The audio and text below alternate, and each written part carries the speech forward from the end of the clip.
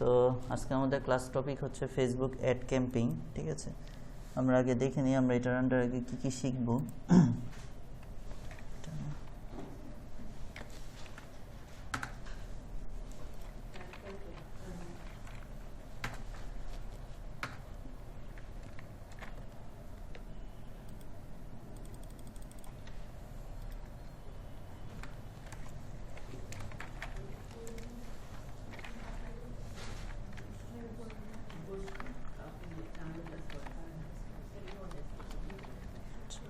হচ্ছে Facebook ad campaign, ঠিক আছে।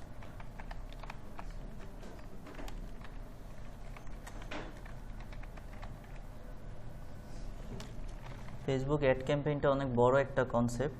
আজকে হয়তো কনসেপচুয়াল জিনিসগুলো আলোচনা হবে, প্র্যাকটিক্যাল ক্লাসটা নেক্সট দিন হবে, কীভাবে অ্যাডটা সেট করতে হয়। তো এটার আন্ডার প্রথমে আমাদের জানতে হবে যে এটার মিনিংটা কী বা এটার ডেফিনেশনটা কী, এটা আমাদের আগে বুঝতে হবে।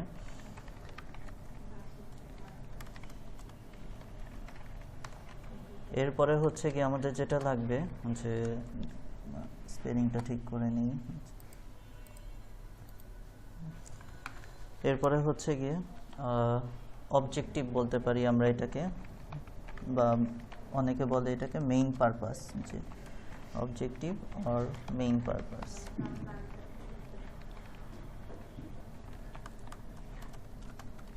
কেন আমরা এটা করতেছি, ঠিক আছে। এরপরে হচ্ছে গিয়ে গাইডলাইন্স, যে এই অ্যাড ক্যাম্পেইন করার আগে আমাদের গাইডলাইনগুলো জানতে হবে, যে কী কী গাইডলাইন আমাদের ফলো করতে হবে একটা ফেসবুক অ্যাড ক্যাম্পেইন চালাতে হলে। কারণ ফেসবুক যে এরকম একটা আমাদের কাজ করে দিচ্ছে, এর মধ্যে বেশ কিছু রেস্ট্রিকশন রয়েছে। তো কোন কোন জিনিসগুলো পারবো এই অ্যাড ক্যাম্পেইনের মধ্যে আর কোন কোন জিনিসগুলো পারবো না, সেই টপিকগুলো আমাদেরকে ক্লিয়ার হতে হবে।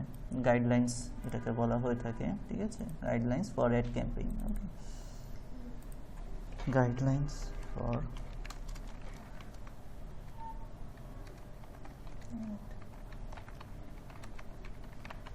আচ্ছা, এরপরে হচ্ছে গিয়ে একটা স্পেস হবে, স্টেপস, যে কয়টা পদক্ষেপে আমাদের এই কাজটা করতে হবে, steps of ad campaign.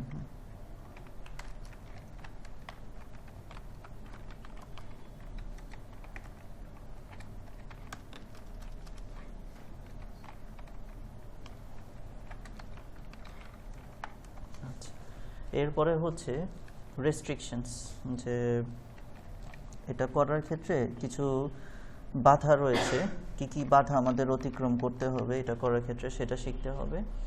R finally হচ্ছে গিয়ে আমাদের যেটা জানতে হবে রেজাল্ট, যে এটা করে আমরা কি অ্যাচিভ করব, ঠিক আছে। Okay, fine.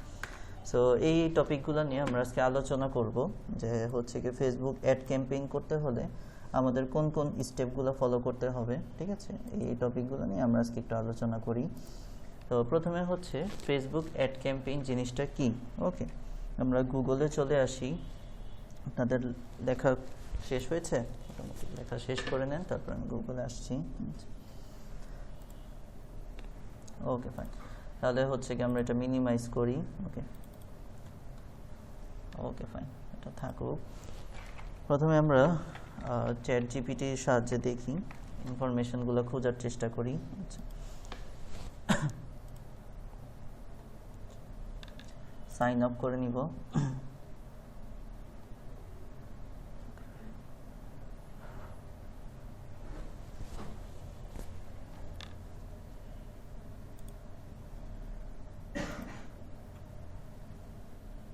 সাইন আপ না, যেহেতু আমার অ্যাকাউন্ট খোলাই আছে আমি লগ ইন দিয়ে দিব, তাহলে ডাইরেক্ট হয়ে যাবে, ঠিক আছে।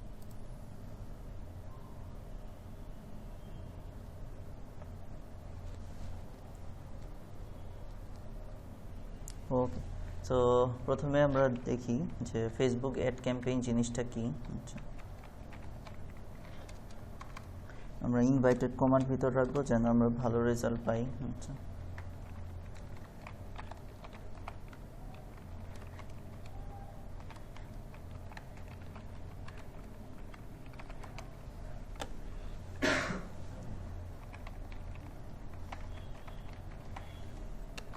ওকে, ঠিক আছে। ওকে, তাহলে আমরা তাদের ডেফিনেশনটা একটু পড়ার চেষ্টা করি, ঠিক আছে? আরও কিছু জিনিস দিবে, আমরা যাকে ডেফিনেশনটা পড়ি যে ফেসবুক অ্যাড ক্যাম্পেইন জিনিসটা আসলে কি। A Facebook ad campaign is a structured marketing initiative run. আচ্ছা, এটা হচ্ছে গিয়ে কি বলা হচ্ছে, স্ট্রাকচার্ড মার্কেটিং ইনিশিয়েটিভ। তার মানে হচ্ছে প্রচার প্রসার করার জন্য, ইনিশিয়েটিভ মানে বুঝেন একটা পদক্ষেপ, পদক্ষেপ রান মানে নেওয়া হয়েছে, ঠিক আছে? থ্রো, এই থ্রো মানে হচ্ছে যার মধ্য দিয়ে the Facebook ad manager platform. আচ্ছা, এখন হচ্ছে এই যে ফেসবুক যে অ্যাড ক্যাম্পেইন চালাবো, এই কাজটা করে দিবে কে? ফেসবুক তো করে দিবে, কিন্তু ফেসবুক না, ফেসবুকের মধ্যে ফেসবুক অ্যাড ম্যানেজার নামে একটা জায়গা রয়েছে, ঠিক আছে? সেই অ্যাড ম্যানেজার হচ্ছে এই জিনিসটা একটা প্ল্যাটফর্ম, ঠিক আছে? যেমন ফেসবুক কি, ফেসবুক মানে হচ্ছে আমরা যেসব পার্সোনাল জিনিসগুলো শেয়ার করি, এটা হচ্ছে ফেসবুক। সো কেউ যদি বলে যে আমরা ফেসবুক অ্যাড ক্যাম্পেইন চালাই হচ্ছে ফেসবুকের মাধ্যমে, ফেসবুক আমাদের অ্যাডটা চালায়, ব্যাপারটা ভুল, ঠিক আছে? কারণ ফেসবুক হচ্ছে কি আমরা পার্সোনাল ভিডিও শেয়ারিং বা personal picture sharing, personal feeling sharing, সেটার জন্য ইউজ করে থাকি। আচ্ছা, এরপরে কেউ যদি বলে যে ফেসবুক অ্যাড ক্যাম্পেইন সেট করে দেয় বা চালায় হচ্ছে ফেসবুক পেজ, সেটাও ভুল। কারণ ফেসবুক পেজে হচ্ছে গিয়ে আমরা আমাদের বিভিন্ন বিজনেস রিলেটেড বা বিভিন্ন সার্ভিস রিলেটেড পোস্ট করি, পেজ কিন্তু আমাদের অ্যাড চালায় না। তাহলে অ্যাডটা চালিয়ে দেয় কে, ঠিক আছে? এই যে একটা আমরা যদি বাস্তব কোম্পানির কথা চিন্তা করি, ঠিক আছে? একটা কোম্পানিতে হচ্ছে গিয়ে কোনো একটা ডিসিশন নেওয়া হলো যে নেক্সট 7 দিন আমাদের কোম্পানির এগুলো প্রচার প্রসার করা হবে, কোম্পানি একটা ডিসিশন নিল, ঠিক আছে? তো কোম্পানি কি কোনো ইনভিজিবল কেউ, কোনো অদৃশ্য কেউ না, কোম্পানি কোনো ইনভিজিবল কেউ না, কোম্পানি হচ্ছে গিয়ে একটা ফিজিক্যাল একটা জায়গা, এবং ডিসিশনটা যে নেওয়া হলো 7 দিন মার্কেটিংয়ের একটা অ্যাড চালানো হবে, কত টাকা খরচ হবে, কে মার্কেটিং করবে, কি কি এটার মধ্যে থাকবে, কি কি লেখা থাকবে, কোথায় কোথায় যাবে, এগুলো তো হচ্ছে কি জুনিয়র লেভেলের যারা মাঠ ফিল্ডের তারা কাজ করবে, ঠিক আছে? মাঠ ফিল্ডে যারা কাজ করবে তাদেরকে দেখাশোনা করার জন্য কি করা হবে, একজন মার্কেটিং ম্যানেজার নিয়োগ করা হবে, নিশ্চয়ই বুঝতে পেরেছেন? তাহলে আমরা মনে করি যে এই ফেসবুক অ্যাড বা গুগল অ্যাড এটা মানে হচ্ছে গিয়ে গুগল চালায়, ফেসবুক চালায়, ব্যাপারটা এরকম না। ফেসবুকের মধ্যে একটা ফেসবুক অ্যাড ম্যানেজার একজনকে নিয়োগ করা আছে, ঠিক আছে? সে কি করে, সে একটা প্ল্যাটফর্ম তৈরি করে দিয়েছে, মানে একটা মাধ্যম তৈরি করে দিয়েছে। এই অ্যাড ম্যানেজারটাই হচ্ছে গিয়ে দেখাশোনা করবে যে আমি যে 7 দিন অ্যাডটা চালাবো, আমার অ্যাডটা কীরকম রান করলো, এর মধ্যে কি কি জিনিস থাকবে, কত টাকা খরচ হবে, এটা কমপ্লিটলি দেখবে কি ফেসবুক অ্যাড ম্যানেজার দেখবে, ঠিক আছে? Not Facebook. সো আমরা একটা প্রথম এই জিনিসটা ক্লিয়ার হলাম যে ফেসবুক অ্যাড ক্যাম্পেইন ফেসবুক চালায় না, ফেসবুক অ্যাড ক্যাম্পেইন চালায় ফেসবুক অ্যাড ম্যানেজার, একটা প্ল্যাটফর্ম, ঠিক আছে? এই প্ল্যাটফর্মটা কি বলা হয়েছে, Facebook ad manager platform designed to promote a product, service, event or brand to a targeted audience। আচ্ছা, তো এই যে আমরা হচ্ছে গিয়ে দ্বিতীয় লাইনটার মধ্যে কি পেয়ে গিয়েছি জানেন, অবজেক্টিভটা পেয়ে গিয়েছি যে আমরা ফেসবুক অ্যাড ক্যাম্পেইন, প্রথমে তো ডেফিনেশন বুঝলাম যে আমাদের এটা একটা ইনিশিয়েটিভ নেয় কি ফেসবুক অ্যাড ম্যানেজার প্রমোশন করার জন্য। এরপরে হচ্ছে অবজেক্টিভ বা মেইন পারপাস, যে আমরা এটা কেন করে থাকি। সো আমরা কেন করে থাকি, এই যে এই লাইনটার জন্য করে থাকি, এই এতটুকু হবে, ঠিক আছে? To promote A product, service, event. এই যে এখানে হচ্ছে নতুন জিনিস যে আমরা শুধুমাত্র যে ফেসবুক অ্যাড বলতে বুঝি যে আমার কোনো একটা প্রোডাক্ট আছে সেটা সেল করব, বা আমার কোনো একটা সার্ভিস দিতে পারি সেটা একটা সেল করব। বর্তমান যুগে, বর্তমানে না, লাস্ট 5 থেকে 7 ইয়ার্স বলতে পারেন, ইভেন্ট ম্যানেজমেন্ট এই নামে একটা ডিপার্টমেন্ট আসছে, ঠিক আছে? বাইরের দেশে অনেক আগেই আসছে, ঠিক আছে? আমাদের দেশে বর্তমানে, বা আমাদের দেশেও বলতে পারেন 2010-12 সাল থেকেই কিছু কিছু কোম্পানি শুরু করেছে ইভেন্ট ম্যানেজমেন্ট, ব্যাপকভাবে শুরু হয়েছে বলতে পারেন 15-16 বা এই যে 2019-20 ওই টাইমটা থেকে, যে এখন কোনো ধরনের ইভেন্ট হলে এই কোনটা কি সাজাবো, কে কি ইয়ে করবো, এগুলো আর কেউ নিজের দায়িত্ব নেয় না, কোনো একটা এই যে বিভিন্ন এজেন্সি রয়েছে, ইভেন্ট ম্যানেজমেন্ট এজেন্সি, তাদের আন্ডারে দায়িত্ব দিয়ে দেয়। এরকম বিভিন্ন, আপনারা যদি নিজেরাও এগুলো না করে থাকেন, বিভিন্ন নাটক সিনেমায় দেখবেন, এগুলো এখন ব্যাপক দেখা যায়, বিভিন্ন সিনেমারই কাহিনী এখন এটা হয় ইভেন্ট ম্যানেজমেন্ট নিয়ে, যাই হোক। সো এই যে এই ইভেন্টেরও হচ্ছে গিয়ে অ্যাড চালানো হয়ে থাকে। যে সামনে আমাদের হচ্ছে গিয়ে কোম্পানির কোনো একটা ইভেন্ট আসতেছে, তো এটা নিয়ে আপনি ফেসবুকে আপনার কোম্পানি নিয়ে 7 দিনের একটা অ্যাড চালাবেন। এতে কি হলো, এতে কিন্তু প্রোডাক্ট বিক্রি হলো না, কিন্তু কি হলো, আপনার এই ইভেন্টে আপনি হচ্ছে গিয়ে যারা ক্লিক করবে অ্যাডটাতে তাদেরকে আপনি ইনভিটেশন হিসেবে রাখলেন, আমন্ত্রণ জানালেন, ঠিক আছে, আসেন আমাদের প্রোডাক্ট দেখেন, ভিজিট করেন, এবং যারা যারা আসবে তাদের জন্য হচ্ছে কিছু ছাড় রাখেন, ঠিক আছে। যেমন একটা সিম্পল আমাদের প্রতিষ্ঠানের উদাহরণ দিয়ে বলি, তাহলে আপনারা ইজিলি বুঝে যাবেন, ঠিক আছে। এই যে গত সপ্তাহে থেকে আমাদের প্রতিষ্ঠানে কি হচ্ছে, আইএলটিএস-এর উপর ফ্রি ক্লাস দেওয়া হচ্ছে, ঠিক আছে। এটা একটা ইভেন্ট, ওকে, এখানে কোনো সিরিয়াস ক্লাস টপিকে যাওয়া হচ্ছে না, জাস্ট ওরিয়েন্টেশন ক্লাসটা রাখা হচ্ছে, ঠিক আছে। তো যখন এটা করা হয় তার আগে কি এটার উপর গত মাসে আগে একটা অ্যাড চালানো হয়েছে ফেসবুকে, ঠিক আছে। ফেসবুকে যারা পোস্ট করেছে তারা দেখেছে ক্রিয়েটিভ জোন আইটি একটা ছবি আসছে যে আইএলটিএস স্পোকেন ফ্রি ক্লাস, ঠিক আছে। এবং যারা যারা এটার মধ্যে ক্লিক করেছে, ফর্ম পেয়েছে, তারা রেজিস্ট্রেশন করেছে, এসে ফ্রি ক্লাস করতেছে, আচ্ছা ঠিক আছে। এবং যারা যারা ক্লাস করতেছে তারা একটা আইএলটিএস-এর উপর বই ফ্রি পাচ্ছে, ঠিক আছে, ওকে। সো এতে করে কি হচ্ছে, এই যে কোম্পানির একটা প্রচার প্রসার করা হলো যে এখানেও আইএলটিএস শেখানো হয়। আইএলটিএস বলতে আমি কাউকে ছোট বড় করার জন্য বলতেছি না, যে বাংলাদেশের মধ্যে বা ঢাকা শহরের মধ্যে সবচেয়ে সুনামধন্য 2টা প্রতিষ্ঠান রয়েছে, মেন্টরস রয়েছে, সাইফোর্স রয়েছে, এরা অনেক বছর ধরে আইএলটিএস শিখিয়ে আসতেছে, ঠিক আছে। তো তাই বলে কি অন্যরা আসবে না, অন্যরাও তো আসবে, অন্যরাও চেষ্টা করবে না ভালো ভালো সার্ভিস দিয়ে, ভালো ভালো ট্রেনারদের দিয়ে। তো অন্যরা পরিচিতিটা পাবে কিভাবে, ঠিক আছে। এটা হচ্ছে কি একটা সেলিব্রিটি আর একটা নর্মাল মানুষের মধ্যে পার্থক্য। সেলিব্রিটিরা তো যখন আসবে কিছু একটা পোস্ট করবে তখন তো সাথে সাথে লাইক ফলোয়ার পেয়ে যাবে, তাই বলে কি নর্মাল মানুষ আসবে না, সামনে লাইমলাইটে আসবে না, অবশ্যই আসবে। তো তাকে হচ্ছে কি করতে হবে, একটু নিজেকে একটু প্রচার প্রসার করে আসতে হবে, ঠিক আছে। জাস্ট লাইক এই আমাদের কোম্পানির উদাহরণটা দিলাম। তো যখন একটা স্টুডেন্ট এই যে ইভেন্টের অ্যাডটা দেখলো যে এখানে একটা আইএলটিএস ক্লাস হচ্ছে, এই ক্লাসটা করলে আমরা একটা কিছু জানতে পারবো এটা সম্পর্কে, একটা ফ্রিতে বই পাবো, ঠিক আছে, তখন এই প্রতিষ্ঠান সম্পর্কে একটা মার্কেটিং করা হলো, এখান থেকে আমরা কিছু স্টুডেন্ট পেলাম, ঠিক আছে। তো জিনিসটা কিন্তু এরকম ছিল না যে এই অ্যাডটার মধ্যে ক্লিক করলেই আমাদের আইএলটিএস-এ ভর্তি হতে হবে টাকা দিয়ে, এটা জাস্ট মানুষকে আমন্ত্রণ জানানো, তার মাধ্যমে হচ্ছে সেল করা, ঠিক আছে। এরকম বহু ধরনের বর্তমানে এই ইভেন্টের অ্যাড চালানো হয়, ঠিক আছে, যেটার মাধ্যমে কোম্পানির প্রচার প্রসার করানো হয়ে থাকে এবং মানুষকে ইনভাইট করা হয়ে থাকে ওই ইভেন্টের দিন, এবং সাথে প্রোডাক্টের উপর ডিসকাউন্ট দিয়ে কিছু সেল করা হয়ে থাকে।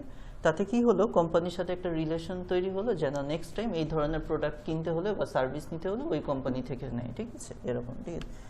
এবং লাস্ট যে জিনিসটা, ব্র্যান্ড প্রমোটের জন্য তো যে ফেসবুক অ্যাড ইউজ করে থাকে, ওই যে আমি যেটা বললাম যে ক্রিয়েটিভ জোন আইটি আইএলটিএস-এর উপর অ্যাড চালালো আর মেন্টরস আইএলটিএস-এর উপর অ্যাড চালালো, দুটার মধ্যে ডিফারেন্স এখানেই হবে যে ক্রিয়েটিভ জোন আইটি যখন আইএলটিএস-এর জন্য অ্যাড চালাবে এটা একটা ইভেন্ট, আমাদের জন্য এটা একটা অনেক বড় কিছু, আমরা আইএলটিএস শিখাচ্ছি, ঠিক আছে, আমরা মেন্টরস সাইফোর্স ওদের সাথে কম্পিটিশন যাচ্ছি। বাট যখন মেন্টরস বা সাইফোর্স তাদের ফেসবুক পেজ থেকে আইএলটিএস-এর উপর অ্যাড চালাবে, তাদের জন্য এটা নর্মাল বিষয়, কারণ তারা এটা বছরের পর বছর করে আসছে, তারা একটা ব্র্যান্ড হিসেবে পরিচিত হয়ে গেছে।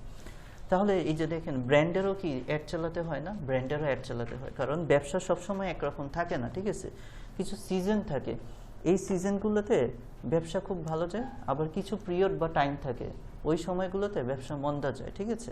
সো তখন কি করতে হয়, একটু মার্কেটিং করতে হয়, প্রচার প্রসার করতে হয়, কিছু অফার ছাড়তে হয়, ঠিক আছে। এটা যেমন একটা ব্র্যান্ড প্রতিষ্ঠানকেও করতে হয়, একটা ছোট প্রতিষ্ঠানকেও করতে হয়। সো সব ধরনের বিজনেস প্রতিষ্ঠানই এই অ্যাডের সহযোগিতা নিয়ে থাকে, ঠিক আছে। ওকে, সো আমরা ব্যাক করি যেখানে আমরা ছিলাম। সো যেটা আমরা বলতেছিলাম যে এই ফেসবুক অ্যাডটা চালানো হয়ে থাকে যে হচ্ছে গিয়ে প্রোডাক্ট, ব্র্যান্ড, সার্ভিস এগুলোকে প্রমোট করার জন্য, ফাইন, বোঝা গেল।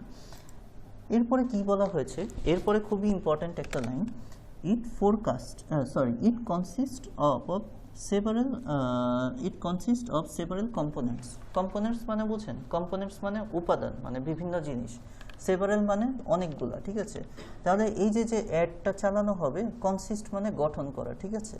তাহলে এই অ্যাডটা গঠন করা হয় বা তৈরি করা হয় অনেকগুলা উপাদান দ্বারা, দ্যাট ওয়ার্ক টুগেদার, একসাথে কাজ করে, টু অ্যাচিভ স্পেসিফিক বিজনেস গোল। ওই যে আমি যেটা বললাম যে ব্যবসার যদি উদ্দেশ্য থাকে যে ডিসকাউন্ট দিয়ে একটু হচ্ছে প্রোডাক্টটা প্রচার করা এবং কাস্টমারের সাথে একটা নতুন রিলেশন তৈরি করা, ঠিক আছে, এটা এক ধরনের গোল হতে পারে। আবার সবসময় যে এই অ্যাড যে সবসময় যে সেলিং পারপাসে হয়, নট নেসেসারি, অ্যাওয়ারনেস বিল্ড বা তথ্য সংগ্রহের জন্য অ্যাড চালানো হয়ে থাকে।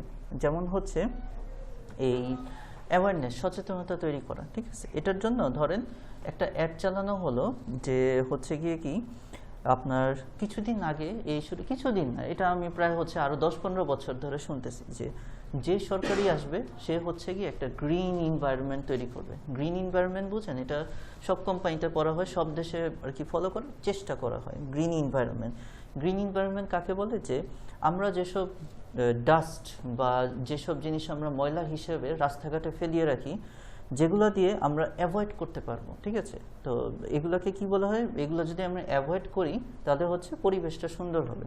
সো ফর এক্সাম্পল হচ্ছে কি পলিথিন, ঠিক আছে?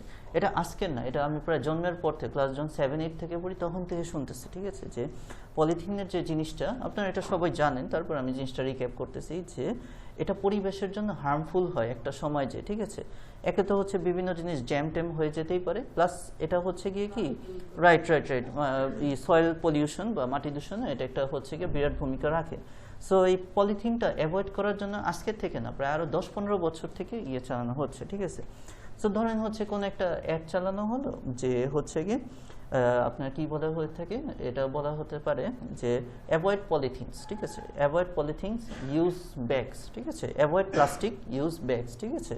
ইউজ হচ্ছে গিয়ে ধরুন কাপড়ের ব্যাগ ইউজ করা, এরকম একটা শিরোনামে অ্যাওয়ারনেস একটা অ্যাড চালানো হলো, ঠিক আছে?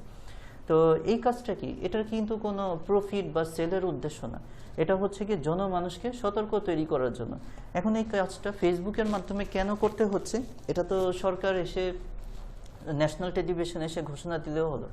তো এখন মানে যুগটাই এমন হয়ে গিয়েছে যে সরকারি টেলিভিশন, যেমন আমাদের দেশে যেটা বলি বিটিভি বা এরকম কোনো একটা জিনিস, যখন কোনো জাতীয় ইস্যুতে কোনো সরকার প্রধান করে, এখন আর হচ্ছে গিয়ে কি সবাই এখন যদি কারোর বিটিভির ভাষণও শুনতে হয়, সবাই এটা ফেসবুকে লাইভ শোনে, ঠিক আছে? আমি এখানে দেখছি যে ডক্টর ইউনূস যেদিন ভাষণে সবাই ফেসবুক লাইভে দেখতেছে না টিভিতে, ঠিক আছে?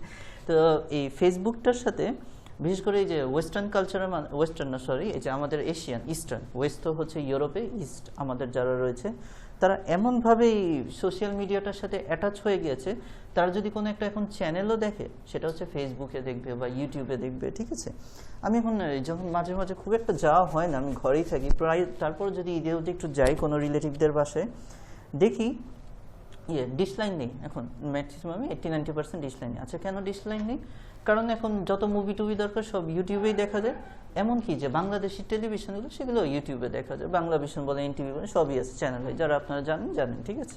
তো এই যে সবাই হচ্ছে গিয়ে কি ওই সব কিছু সোশ্যাল মিডিয়া কেন্দ্রিক, ঠিক আছে? তো একটা জিনিস ন্যাশনাল মিডিয়া বা টিভি চ্যানেলে এসে বললে যতটা না ইম্প্যাক্ট রাখে, তার চেয়ে বেশি ওই যে মানুষ সারাদিন স্ক্রল করতেছে না, ওইখানে যদি কোনো একটা অ্যাড যায় যে দেশের সরকার প্রধান ঘোষণা দিয়েছে যে আগামী 1 মাস সকল প্লাস্টিক উপাদান বন্ধ হয়ে যাবে, ঠিক আছে? ওইটার যে একটা ইম্প্যাক্ট, ওইটার ইম্প্যাক্ট বেশি পড়ে যায়, ঠিক আছে?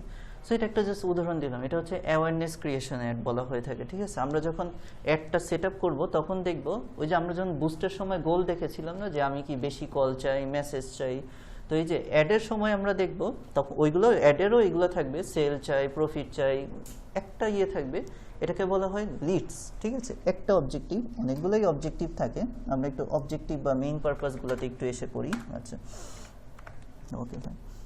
সো সর্বপ্রথম অবজেক্টিভটা যে কোনো অ্যাডের থাকে সেটা হচ্ছে গিয়ে সেলস অ্যাড। হ্যাঁ, আমি আমার বিক্রির উদ্দেশ্যে সেলস অ্যাড থাকবো, ঠিক আছে? হতেই পারে। তারপরে 2 নম্বরটার জন্য থাকে সেলস অ্যাড, মানে সেলস অ্যাড যে আমি এই প্রোডাক্টটা এই নেক্সট 7 দিন সেল করব, মানে আমি একটা নতুন কোম্পানি আসছি, হ্যাঁ সেল করব। তারপরে হচ্ছে গিয়ে যে অবজেক্টিভে অ্যাডগুলো সেট আপ করা হয় তাদেরকে বলা হয় অফার অ্যাড, ঠিক আছে? যে আমি অনেক দিন ধরে দেখতেছি আমার এই কিছু প্রোডাক্ট সেল হচ্ছে না, তো আমি একটু 10% ডিসকাউন্ট, 15% ডিসকাউন্টে একটা অ্যাড ছাড়বো, এটাকে বলা হয়ে থাকে অফার অ্যাড, ঠিক আছে? এরপরে হচ্ছে গিয়ে আপনার লিডস। আচ্ছা, লিডস মানে হচ্ছে গিয়ে এটা বেশি ইউজ করে যারা admission purpose, form fill up, ঠিক আছে? সোজা ভাষায় যদি আমরা বলি হচ্ছে গিয়ে ডেটা কালেকশন, লিডসটা মানেই হচ্ছে গিয়ে ডেটা কালেকশন পারপাসে করা হয়ে থাকে, ঠিক আছে?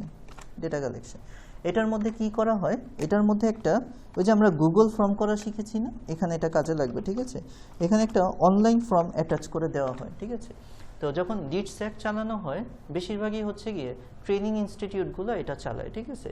যে আমাদের এই কোর্সে অফার চলতেছে, যারা যারা দরকার আমাদের এই অ্যাডে ক্লিক করুন, অ্যাডে ক্লিক করলে একটা ভর্তি ফর্ম চলে আসে, মানুষজন ওই ফর্ম ফিল আপ করে চলে আসে, ঠিক আছে? এটাকে বলা হয় লিডস, ডেটা কালেকশন অ্যাড বলা যেতে পারে এটাকে, ঠিক আছে? এরপরে হচ্ছে গিয়ে আরও কিছু গোল রয়েছে, যেমন হচ্ছে গিয়ে এই এটাকে বলা হয়ে থাকে CSR। এটার সাথে কেউ পরিচিত আছেন? আচ্ছা, কর্পোরেট সোশিয়াল রেসপন্সিবিলিটি। আচ্ছা, ফর এক্সাম্পল আমরা এটা বলতে পারি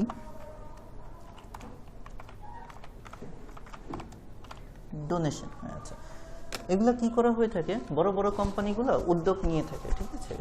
প্রত্যেকটা মানে একটু মিড লেভেলের কোম্পানিগুলো এখন কি করে? CSR অ্যাক্টিভিটিস করে, ঠিক আছে? কর্পোরেট CSR অ্যাড, এটাকে আমরা বলতে পারি CSR অ্যাড। আচ্ছা, এটা হচ্ছে কি করে, এই যে কিছুদিন আগে যে বন্যাটা হলো, ঠিক আছে, এই নতুন সরকার আসার পর এরকম অনেক ভিডিও দেখবেন যে ওইখানে তো একটা ওই যে গণত্রাণ কর্মসূচি খোলা হয়েছিল, ঠিক আছে, আমাদের ভার্সিটির ওইখানে। তো এখানে দেখলাম সাধারণ মানুষ তো দিয়েছেই, ছোট বাচ্চারাও দিয়েছে, প্লাস অনেক কোম্পানির যে ম্যানেজাররা আসছে, কোম্পানির মালিকরা আসছে, এমডিরা আসছে, ঠিক আছে, তারা এসে কি করে গিয়েছে? ত্রাণ দিয়ে গিয়েছে, ঠিক আছে। এটাও কিন্তু কি এক ধরনের কোম্পানির মার্কেটিং করাই বলতে পারেন, ঠিক আছে, ক্যাম্পেইন করা, ঠিক আছে, যে আমাদের কোম্পানিও হচ্ছে কি বিভিন্ন জায়গায় দান টান করে করে ডোনেশন পারপাস, এদেরকে বলে CSR অ্যাড বা কর্পোরেট সোশ্যাল রেসপন্সিবিলিটিগুলো, যেগুলো একটা কোম্পানি করে থাকে, ঠিক আছে, ডোনেশনের পারপাস।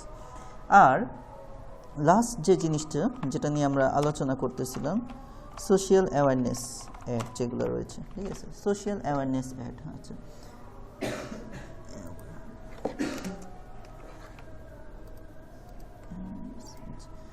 সোশ্যাল অ্যাওয়ারনেস, সামাজিক সচেতনতামূলক যে অ্যাডগুলো চালানো হয়ে থাকে, যেমন হচ্ছে কি আমরা বলতে পারি হচ্ছে ধূমপান বিরোধী অ্যাড, ঠিক আছে, ওকে, বা হচ্ছে কি নিকোটিন বিরোধী অ্যাড, ঠিক আছে, যেগুলোই হচ্ছে কি সমাজের উপকারের জন্য বা ভালো জিনিসের জন্য যে অ্যাডগুলো চালানো হয়ে থাকে, এগুলো হচ্ছে কি কোম্পানি, এগুলো হচ্ছে এগুলোকে এক কথায় যেটা বলে, আপনারা এটা মনে রাখবেন,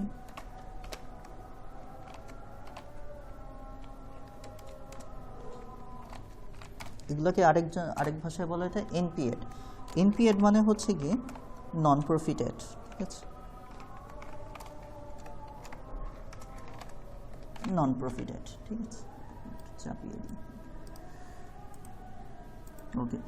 এই যে অ্যাডগুলো চালানো হয়ে থাকে NPAD, নন প্রফিট অ্যাড, এদের কোনো হচ্ছে গিয়ে লাভের কোনো উদ্দেশ্য থাকে না, এদের উদ্দেশ্য একটাই থাকে, সোশ্যাল অ্যাওয়ারনেস, সামাজিক সচেতনতা তৈরি করা, ঠিক আছে, যেন এটার মাধ্যমে সমাজের উপকার হয়, ভালো হয়, ঠিক আছে। তো এই যে হচ্ছে কি আমরা অ্যাডের কিছু অবজেক্টিভগুলো শিখলাম, এই উদ্দেশ্যে হচ্ছে কি আমাদের হচ্ছে ফেসবুক অ্যাড ম্যানেজারের মাধ্যমে আমরা অ্যাডগুলো চালিয়ে থাকি, ওকে ফাইন। এখন আমরা যদি আরেকটু সামনে যাই, যে এখানে কি বলা হয়েছে, work together to achieve specific business goal, তাহলে বোঝা গেল যে এক এক বিজনেসের এক এক রকম গোল আছে, ঠিক আছে, কারোর সেলস, কারোর হচ্ছে অফার, কারোর হচ্ছে CSR, কারোর হচ্ছে সোশ্যাল অ্যাওয়ারনেস, এগুলোই হচ্ছে কি মোটামুটি business goal, okay fine. Such as increasing website traffic. আচ্ছা, এখন এগুলো যেগুলো বললাম সেগুলো হচ্ছে কি অ্যাড চালানোর অবজেক্টিভ, এর বাইরেও বিজনেসের হচ্ছে কি আরও কিছু অবজেক্টিভ থাকে, ঠিক আছে, ওগুলো বললাম জেনারেল। এখন হচ্ছে কি একটু ক্রিটিক্যালগুলোতে আসি। প্রথম কথা কি, such as increasing website traffic, generating list, boosting sales, raising brand awareness, সবগুলোই আমি এখানে লিখেছি, জাস্ট এখানে একটু কঠিন ভাষায় লেখা, আমি একটু একটু সহজ ভাষায় বলেছি, ঠিক আছে। জেনারেটিং লিডস, তথ্য সংগ্রহ করা, বলে ফেলেছি, ঠিক আছে। বুস্টিং সেলসের জন্য যে অ্যাড চালাবো। রেজিং ব্র্যান্ড অ্যাওয়ারনেস যে অ্যাডগুলো আছে প্রমোশন করব। প্রথমটা যেটা, এটা আমি ইচ্ছা করেই লিখিনি, কারণ এটা হচ্ছে কি ওয়েবসাইট ট্রাফিক বাড়ানো, এই জিনিসটার সাথে আপনারা পরিচিত না, এই জন্য। আচ্ছা, সো প্রথম যে ওয়ার্ডটা লেখা আছে ট্রাফিক, এই কথাটার মানে কি? ট্রাফিক মানে কি? জাম, মানে অনেক মানুষ ওই একটা জায়গায় হচ্ছে গিয়ে অ্যাটাচ হয়ে রয়েছে বা জমায়েত হয়ে রয়েছে, ঠিক আছে, এটাকে বলা হচ্ছে ট্রাফিক বলা হয়ে থাকে। তাহলে আবার ওয়েবসাইট ট্রাফিক কাকে বলে? আচ্ছা, ওয়েবসাইট কাকে বলে সেটা আগে আপনাদের জানা দরকার, ঠিক আছে। ওয়েবসাইট কি, ঠিক আছে, ওয়েবসাইট যদি বলি, আচ্ছা যদি এই যে ChatGPT এটাই বলি, এটা কি একটা ওয়েবসাইট না? এই যে ওয়েবসাইটের নাম কি, এই যে টাইটেলটাই হচ্ছে গিয়ে ওয়েবসাইট, ঠিক আছে, ওকে ফাইন। আর এখন কি এটার একটা হচ্ছে গিয়ে অ্যাড চলতেছে, এই যে স্পন্সার্ড কথাটা লেখা, এটা মানে কি গুগলে এই ChatGPT-র অ্যাড চলতেছে, দেখেন এই যে। এখনই হচ্ছে গিয়ে আমরা একটু আগে যেটা বললাম যে ইভেন্ট আর ব্র্যান্ড, যে একটা ছোট কোম্পানি আর একটা বড় কোম্পানি, ChatGPT কিন্তু অলরেডি ফেমাস, তাদের কার্যকলাপের জন্য অলরেডি সে ফেমাস। তারপরও কি তাকে AI হিসেবে কি অ্যাড চালাতে হচ্ছে গুগলে, যেন মানুষজন যখন কোনো একটা AI ইউজ করবে, মানে কোনো তথ্য নেওয়ার জন্য সহযোগিতা চাবে কারোর, ChatGPT যেন ইউজ করে, ঠিক আছে। এটা কিন্তু তার দরকার ছিল না, বাট দেখতেছে তার বিজনেস হয়তো কোনো একটা কারণে ডাউন হচ্ছে, ঠিক আছে। আমি জানি কেন ডাউন হচ্ছে, কারণ তার প্রতিদ্বন্দ্বী চলে আসছে, ঠিক আছে। এবং বাংলাদেশেই ব্যাপকভাবে ইউজ হচ্ছে আরেকটা, এটার নাম হচ্ছে কোপাইলট। জাস্ট ডিফারেন্সটা কি, চ্যাট জিপিটি একজন বাংলাদেশি ইনভেন্ট করেছে, আর কোপাইলট হচ্ছে মাইক্রোসফট কোম্পানির একজন ইনভেন্ট করেছে। তো ওইটার এক্সট্রা ফিচার কি, ওইটার এক্সট্রা ফিচার চ্যাট জিপিটি কি আপনাকে জাস্ট তথ্যমূলক দেয়, মানে জাস্ট রিটেন দেয়, ঠিক আছে। এটা হচ্ছে গিয়ে কি আপনাকে ছবি সহ সাজেস্ট করে, যেটা বললাম কোপাইলট, ঠিক আছে। যেমন আপনি যে রিলেটেড তথ্য চাচ্ছেন সেই রিলেটেড যদি কিছু এখানে ছবি ডায়াগ্রাম পেয়ে যান, আরও বুঝতে সুবিধা হয় না যে এটা এইভাবে করতে হবে ওইটা এভাবে করতে হবে। তো এই ফিচারগুলো হচ্ছে কোপাইলটে আছে, ঠিক আছে। তো এই যে কি এর একটা কি প্রতিযোগী দাঁড় হয়ে গেলে, এটা থাকবেই, ব্যবসায় খুবই স্বাভাবিক, এখানে টেনশনের কোনো কিছু নেই, নিজেকে আগাতে হয়, ঠিক আছে। সো একে তখন কি করতে হবে, মানুষজন যখন হচ্ছে গিয়ে গুগলে এসে লিখবে যে এআই টুলস কি কি আছে, তারটা যেন গুগল জোর করে সামনে নিয়ে আসে। মানুষ কি করে, প্রথম পেজের গুলোই তো ক্লিক করবে, মানুষ তার ওই যেটা বলেছিলাম নিচে এসে আর 10-15 নম্বর পেজে যায় না, ঠিক আছে। তো সে কি করছে, গুগলে 7 দিন বা 1 মাসের একটা অ্যাড চালাচ্ছে, গুগলকে টাকা দিয়েছে যে মানুষজন যখন হচ্ছে কি কোনো এআই লিখে সাজেস্ট মানে সার্চ করবে তারটাই যেন সামনে আসে। আচ্ছা, তারটা সামনে আসলে এই যে মানুষজন যে এক একটা ক্লিক করতেছে না, এক একটা ক্লিক করা মানে ওয়েবসাইটে ভিজিট করা, ঠিক আছে, ওয়েবসাইটে ভিজিট করা। এই ওয়েবসাইটে যত মানুষ ভিজিট করলো, যখন একটা মানুষ বারবার এই একটা সাইটে ঢুকতে থাকে, তখন ওয়েবসাইটে একটা জ্যাম তৈরি হয়ে যায়, এটাকেই বলা হয়ে থাকে ওয়েবসাইট ট্রাফিক। তো একটা ওয়েবসাইটের জন্য যত বেশি ট্রাফিক হবে তত বেশি ভালো, ঠিক আছে। কেন বেশি ভালো, ওই যে অ্যাগেন এটা হচ্ছে কি ইয়ের মতো কাজ করে, আপনার ইউটিউব ভিডিওর মতো। ওইখানে যেমন হচ্ছে কি আপনি একটা ওয়াচ টাইম পেয়ে গেলে আপনি যেমন মনিটাইজেশন পান, ওয়েবসাইটের ক্ষেত্রেও সেরকম, যে আপনার ওয়েবসাইটটায় যত বেশি মানুষ ক্লিক করবে, ভিজিট করবে, ট্রাফিক হবে, আচ্ছা, তত হচ্ছে গিয়ে কি আপনি গুগল থেকে হচ্ছে কি টাকা পাবেন। ওইটা যেমন ইউটিউবের ক্ষেত্রে ইউটিউব থেকে টাকা পাবেন, ফেসবুক থেকে টাকা পাবেন। ওয়েবসাইট কোথায় খুলে, গুগলেই দেখবে, ওয়েবসাইট তো আর হচ্ছে ইউটিউবে যে দেখবেন না, ঠিক আছে। তো গুগল মানে ইয়ের টাকাটা, ওয়েবসাইটের টাকাটা কোনখান থেকে পাবেন, গুগলের থেকে পাবেন, বুঝতে পেরেছেন। ওকে, সো এই যে ওয়েবসাইট ট্রাফিক বাড়ানোর জন্য অ্যাড চালানো হয়ে থাকে। এই যে আমি যে এখন উদাহরণটা দিলাম না, এটা কমপ্লিটলি হচ্ছে গিয়ে, সরি এটা না, চ্যাট জিপিটি কোথায়, এই যে, হ্যাঁ, আচ্ছা, একটু আগে অ্যাড কথাটা ছিল আপনারা যেটা দেখলেন, ঠিক আছে। এটা কমপ্লিটলি করা হয়েছে কি ওয়েবসাইট ট্রাফিক বাড়ানোর জন্য, ঠিক আছে। এটা চলে গিয়েছে অ্যাডের ইয়েটা। তো এই যে যেটা বললাম ওয়েবসাইটে ট্রাফিক বাড়ানোর জন্য, যে বেশি বেশি মানুষজন যখন চ্যাট জিপিটিতে ক্লিক করে তাহলে ওয়েবসাইটে একটা ব্যাপক ট্রাফিক তৈরি হবে। মানুষজন চ্যাট জিপিটি ইউজ করুক বা না করুক, এই মানুষজন যে এত বেশিবার ক্লিক করেছে, ওয়েবসাইটটার ভিতরে ঢুকেছে, এই জন্য চ্যাট জিপিটি কি গুগল থেকে টাকা পেতে থাকবে, বুঝতে পেরেছেন। যেমন এই যে ইউটিউব ভিডিওর ক্ষেত্রে, ভিডিওটা তো অনেক লং, 10 মিনিট 15 মিনিট, মানুষ হয়তো 4-5 মিনিট দেখে ওই ভিডিও থেকে চলেও গিয়েছে, ঠিক আছে। কিন্তু এই যে এক একজন মানুষ যে ঢুকলো, 4-5 মিনিট দেখলো, 4-5 মিনিট দেখলো, এভাবে যখন কম্বাইন্ড, যখন আপনার চ্যানেলের ভিডিওগুলা 64K 64,000 ঘন্টার একটা ওয়াচ টাইম পেয়ে যাবে, সরি 4K 64 না 4K 4,000 ঘন্টার একটা ওয়াচ টাইম পেয়ে যাবে আপনার ভিডিওগুলো, তখনই আপনি ইউটিউব থেকে টাকা পেতে থাকবেন। নট নেসেসারি যে আপনাকে সব ভিডিও ভাইরাল হতে হবে, এরকম হতে হবে, এরকম, ঠিক আছে। ওকে, সেই জন্য ওয়েবসাইট ট্রাফিক বাড়ানোর জন্য অ্যাড চালানো হয়। তাহলে আমরা এই যে এই পয়েন্টটা দ্বারা একটা জিনিস বুঝতে পারলাম, এই যে ওয়েবসাইট ট্রাফিক, আচ্ছা, এই ওয়েবসাইট ট্রাফিক পারপাসে যে অ্যাড চালানো হয়, এটার মধ্যে কিন্তু সেল পারপাস কম, ঠিক আছে। সে কি চাচ্ছে, তার ওয়েবসাইটটা গুগলে আসুক এবং হচ্ছে গুগলে মানুষজন তার ওয়েবসাইটটাতে বেশি বেশি ক্লিক করুক, তাহলে কি গুগল থেকে সে টাকা পাবে তার ওয়েবসাইট ভিজিটের জন্য। এটা কিন্তু এমন না যে মানুষ এই ওয়েবসাইটে ঢুকেছে, তার প্রোডাক্টে অর্ডার করেছে, সেল টাকা পেয়েছে, এই পারপাসে না, ঠিক আছে। এই একটা কেন চালানো হয়েছে, এই একটা চালানো হয়েছে যে তার ওয়েবসাইটে যেন মানুষজন ক্লিক করে, তার ওয়েবসাইটের ভিতরে যায়, এবং এই যে যতবার মানুষজন গেল, ভিডিওর মতো, ইউটিউব ভিডিওর মতো, যে তার এই ভিজিটরের সংখ্যাটা যদি এরকম অনেক বেশি হয়ে যায়, তখন সে গুগল থেকে টাকা পেতে থাকবে, বুঝতে পেরেছেন। এটা একটা সাইড ইনকাম, ঠিক আছে। একটা কোম্পানির মেইন ইনকাম কী থাকে, তার প্রোডাক্ট সার্ভিস সেল করা। এছাড়াও আরেকটা সাইড ইনকাম কি হতে পারে, তার ইউটিউব চ্যানেলের ভিডিওগুলো মনিটাইজেশন করে ফেলা। এছাড়াও আরও সাইড ইনকাম কি হতে পারে, তার ফেসবুক পেজের পোস্টগুলোকে মনিটাইজেশন করে ফেলা। এছাড়াও সাইড ইনকাম কি হতে পারে, তার যে ওয়েবসাইট রয়েছে, তার ওয়েবসাইটে ভিজিটর বাড়িয়ে গুগল থেকে টাকা পাওয়া, ঠিক আছে। তিনটা, একটা কোম্পানির আগেকার যুগে 2000 সালে যখন আমরা প্রথম ক্লাস করেছিলাম marketing versus digital marketing, so ওইখানে একটা সাল লেখা ছিল, ভালো করে দেখবেন প্রথম দিনের ক্লাসে 1989 এরকম কিছু একটা সাল লেখা ছিল, ঠিক আছে। তো ওই সময় পর্যন্ত একটা কোম্পানির ইনকাম বলতে বোঝাতে হতো যে তার যে নিজের প্রোডাক্ট বা সার্ভিস আছে সেটা মার্কেটিংয়ের মাধ্যমে সেল করাই হচ্ছে কি কোম্পানির একমাত্র ইনকামের ওয়ে। বাট যখন থেকে মার্কেটিংয়ের সাথে ডিজিটাল কথাটা লেগে গিয়েছে, শুধুমাত্র প্রোডাক্ট সার্ভিস সেল না, তার সাথে আরও 3টা জিনিস অ্যাড হয়ে গেছে। 3টা সোশ্যাল মিডিয়া, 2টা সোশ্যাল মিডিয়া, একটা সার্চ ইঞ্জিন। এক হচ্ছে গিয়ে তার ফেসবুক পেজের মাধ্যমে, 2 হচ্ছে গিয়ে তার ইউটিউব চ্যানেলের মাধ্যমে, 3 হচ্ছে গিয়ে তার এই যে ওয়েবসাইটের মাধ্যমে, গুগলের মাধ্যমে।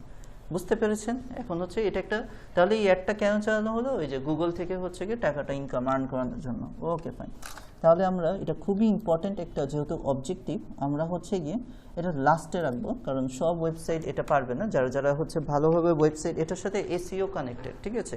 যারা যারা ওয়েবসাইটটাকে ভালো মতো এসইও করবে তাদের ওয়েবসাইটগুলোই সামনে আসবে, ঠিক আছে? তাহলে ওয়েবসাইট ট্রাফিক আরেকটা আছে অ্যাড চালানো, ঠিক আছে? আরেকটা আছে, এটা হচ্ছে গিয়ে যারা হচ্ছে গিয়ে বাচ্চারা একটু বেশি, তারা এটা বেশি দেখে বাট বুঝে না এটা কেন আসতেছে, ঠিক আছে? আরেকটা আছে, এবং এটা চ্যাট জিপিটিতেও দেয়নি বাট আমরা জানি, ঠিক আছে? তো আমি লিখে দিচ্ছি।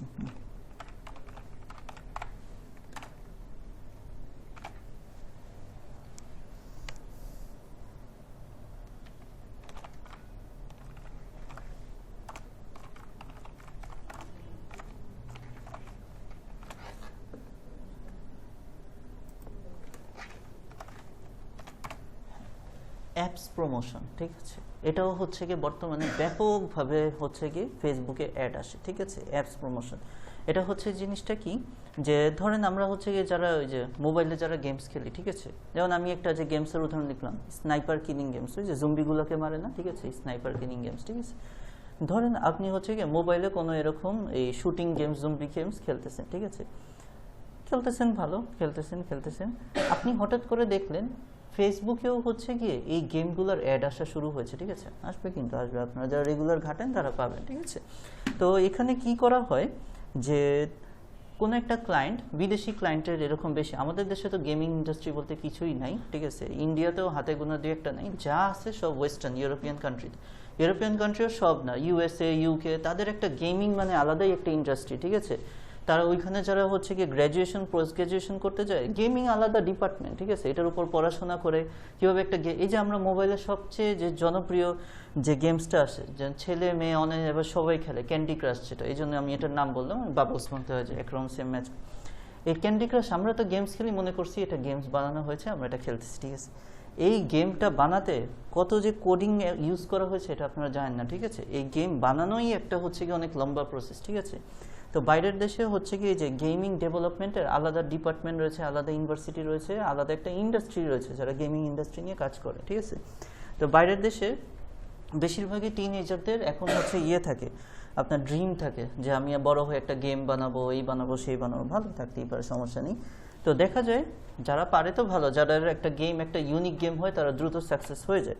বাট তাই বলে কি সবারটা সাকসেস হয়? সব গেম কিন্তু পপুলার হয় না। তো সেক্ষেত্রে তারা কি করতে হয়, তারা গেম তো বানিয়েছে ঠিকই, তাদের ওই নলেজ আছে, বাট তাদের মার্কেটিং নলেজ নেই, এক একজনের, ঠিক আছে? তারা ওই গেম নিয়ে পড়াশোনা করছে, তারা গেম জানে, কিন্তু যখন তারা এই গেমটা নিয়ে সাকসেস হতে পারতেছে না, মানুষজন তার গেমটা বেশি ডাউনলোড করতেছে না, সে ওটা থেকে টাকাও পাচ্ছে না, তখন থেকে কি মার্কেটিংয়ের সহযোগিতা নিতে হবে, ঠিক আছে? তখন আসে হচ্ছে কি ডিজিটাল মার্কেটাররা, ফ্রিল্যান্সাররা কি করে, এই যে যত সোশ্যাল মিডিয়াগুলোতে রয়েছে, ফেসবুক হতে পারে, ইউটিউব হতে পারে, গুগল হতে পারে, সব জায়গায় তার যে গেমের যে অ্যাপটা, গেমটা কি, গেম তো আর গেম না, এটা কি আমরা প্লে স্টোরে একটা গেমের অ্যাপ নামিয়ে নিই, ওইটাই খেলি, না দরকার হলে আনইনস্টল করে দিই, এই তো, এগুলো সবই কি একটা অ্যাপ, ঠিক আছে? আমরা গেম বলি বাট এগুলো কি একটা অ্যাপ, অ্যাপ্লিকেশন, ঠিক আছে? অ্যাপস। তো হচ্ছে গিয়ে তখন কি করে, তার গেমের আমরা হচ্ছে গিয়ে ফেসবুক, ইউটিউব, বিভিন্ন সোশ্যাল মিডিয়াতে অ্যাড চালাই, ঠিক আছে? যে এরকম একটা জনপ্রিয় গেমস আসছে, এরকম শুটিং গেমস, এগুলোর ভালো ভালো দিক রয়েছে, ঠিক আছে? তো এই যে বর্তমানে এটা, এবং সবার লাস্টে লিখলাম কেন, কারণ বর্তমানে যেহেতু আমরা হচ্ছে গিয়ে একদম পুরান থেকে নতুন হিসেবে আসতেছি, যে এগুলো তো অলরেডি জনপ্রিয়, সবাই জানে, নিচেরগুলো হচ্ছে কি নতুন, এই যেমন অ্যাপস প্রমোশন, ঠিক আছে? অ্যাপস প্রমোশনের জন্য অ্যাড চালানো হয়ে থাকে। আপনি যদি কোনো এরকম ক্লায়েন্ট পান যে তার কাছে 2-3টা নতুন ভিডিও গেমস রয়েছে, সে সেগুলোর অ্যাড চালাতে চাচ্ছে ফেসবুকে, অবাক হওয়ার কোনো কিছু নেই, আছে, ঠিক আছে? এরকম প্রচুর ক্লায়েন্ট আছে। সো আশা করা যায় আপনারা হচ্ছে কি কেন আমরা এই অ্যাড চালাই, কি কি একটা কোম্পানির অবজেক্টিভ থাকে, পারপাস থাকে, সবাই ক্লিয়ার হয়েছে, ঠিক আছে? আমরা একটু আগে বাড়ি, ঠিক আছে? Okay fine. জেনারেটিং বিজনেস, আচ্ছা, এগুলো আমরা সব কিছু করলাম। Here is breakdown of its structure. আচ্ছা ঠিক আছে, প্রথমে হচ্ছে গিয়ে কি components of Facebook ad campaign. একটা ফেসবুক অ্যাড ক্যাম্পেইনের কি কম্পোনেন্টস মানে হচ্ছে মূল উপাদান, মানে এর ভিতর কি আছে, ঠিক আছে, এর ভিতর কি আছে। প্রথমে হচ্ছে গিয়ে ক্যাম্পেইন লেভেল অবজেক্টিভ। আচ্ছা, অবজেক্টিভ হচ্ছে গিয়ে there is where you define the goal of your campaign. Awareness হতে পারে, কনসিডারেশন হতে পারে, কনভার্সন হতে পারে, এগুলো আমাদের হয়ে গিয়েছে অলরেডি। অবজেক্টিভ পার্টটা আমরা শেষ করেছি। অ্যাট সেট লেভেল আমরা এখন হচ্ছে কি 2 নম্বর পার্টটা পড়বো। প্রথম পার্ট আমাদের হয়ে গিয়েছে কি অবজেক্টিভে করা হয়। 2 নম্বর পার্টটা হচ্ছে গিয়ে এই যে আমাদের এটা, ঠিক আছে, যে আমাদের গাইডলাইন কি আর কি স্টেপ ফলো করতে হবে আমাদের একটা অ্যাড ক্যাম্পেইন করতে হলে, ঠিক আছে। এটা হচ্ছে আমরা 2 নম্বরে কিছুটা জানতে পারবো। সো প্রথমে হচ্ছে গিয়ে টার্গেট অডিয়েন্স। আচ্ছা, define who see your ads based on demographics, interest, behaviour, location etcetera. এই জিনিসটা অলরেডি আপনারা শিখে ফেলেছেন, অলরেডি আমরা বুস্ট পোস্টে শিখেছি। সেম জিনিসটাই আপনাদের কাজে লাগবে হচ্ছে অ্যাড ক্যাম্পেইন, ঠিক আছে। জাস্ট উদ্দেশ্য ডিফারেন্ট ছিল। বুস্ট পোস্টের ক্ষেত্রে আমরা চেয়েছিলাম যেমন লাইক ফলোয়ার বেশি আসুক, প্রচার প্রসার হোক, আর অ্যাড ক্যাম্পেইনটা চাই হচ্ছে কি সেল পারপাসে চাই, ঠিক আছে। তো যেখানে আমি অ্যাড করি আর বুস্ট চালাই, আমাকে কি করতে হবে, লোকেশন ঠিক করতে হবে, অডিয়েন্স ঠিক করে দিতে হবে, ঠিক আছে। Okay fine. এরপরে হচ্ছে গিয়ে placement. Decide where your ads will appear. আচ্ছা, Facebook feed, Instagram stories, Messenger, audience network, এগুলো আমরা দেখে ফেলেছি না। আমরা যখন কি লাস্টে বুস্ট পোস্টের প্রিভিউ দেখতেছিলাম যে আমার এই অ্যাডগুলো বুস্টগুলো কোথায় ছড়াবে, আমরা ফেসবুকের নিউজ ফিডে দেখেছি, ডেস্কটপে দেখেছি, মোবাইল ভার্সনে দেখেছি, রিলসে দেখেছি, এবং আমি দেখেছিলাম শুরুতে আপনার যদি চান আপনার ইনস্টাগ্রামটাও অ্যাড করে নিতে পারেন, জাস্ট অ্যাকাউন্টটা দিয়ে অ্যাড করে দিলেই হয়ে যায়। তো এটা আমাদের হয়ে গিয়েছে, ফাইন, ভেরি গুড। এরপরে হচ্ছে কি বাজেট অ্যান্ড স্কেজুয়াল, ঠিক আছে।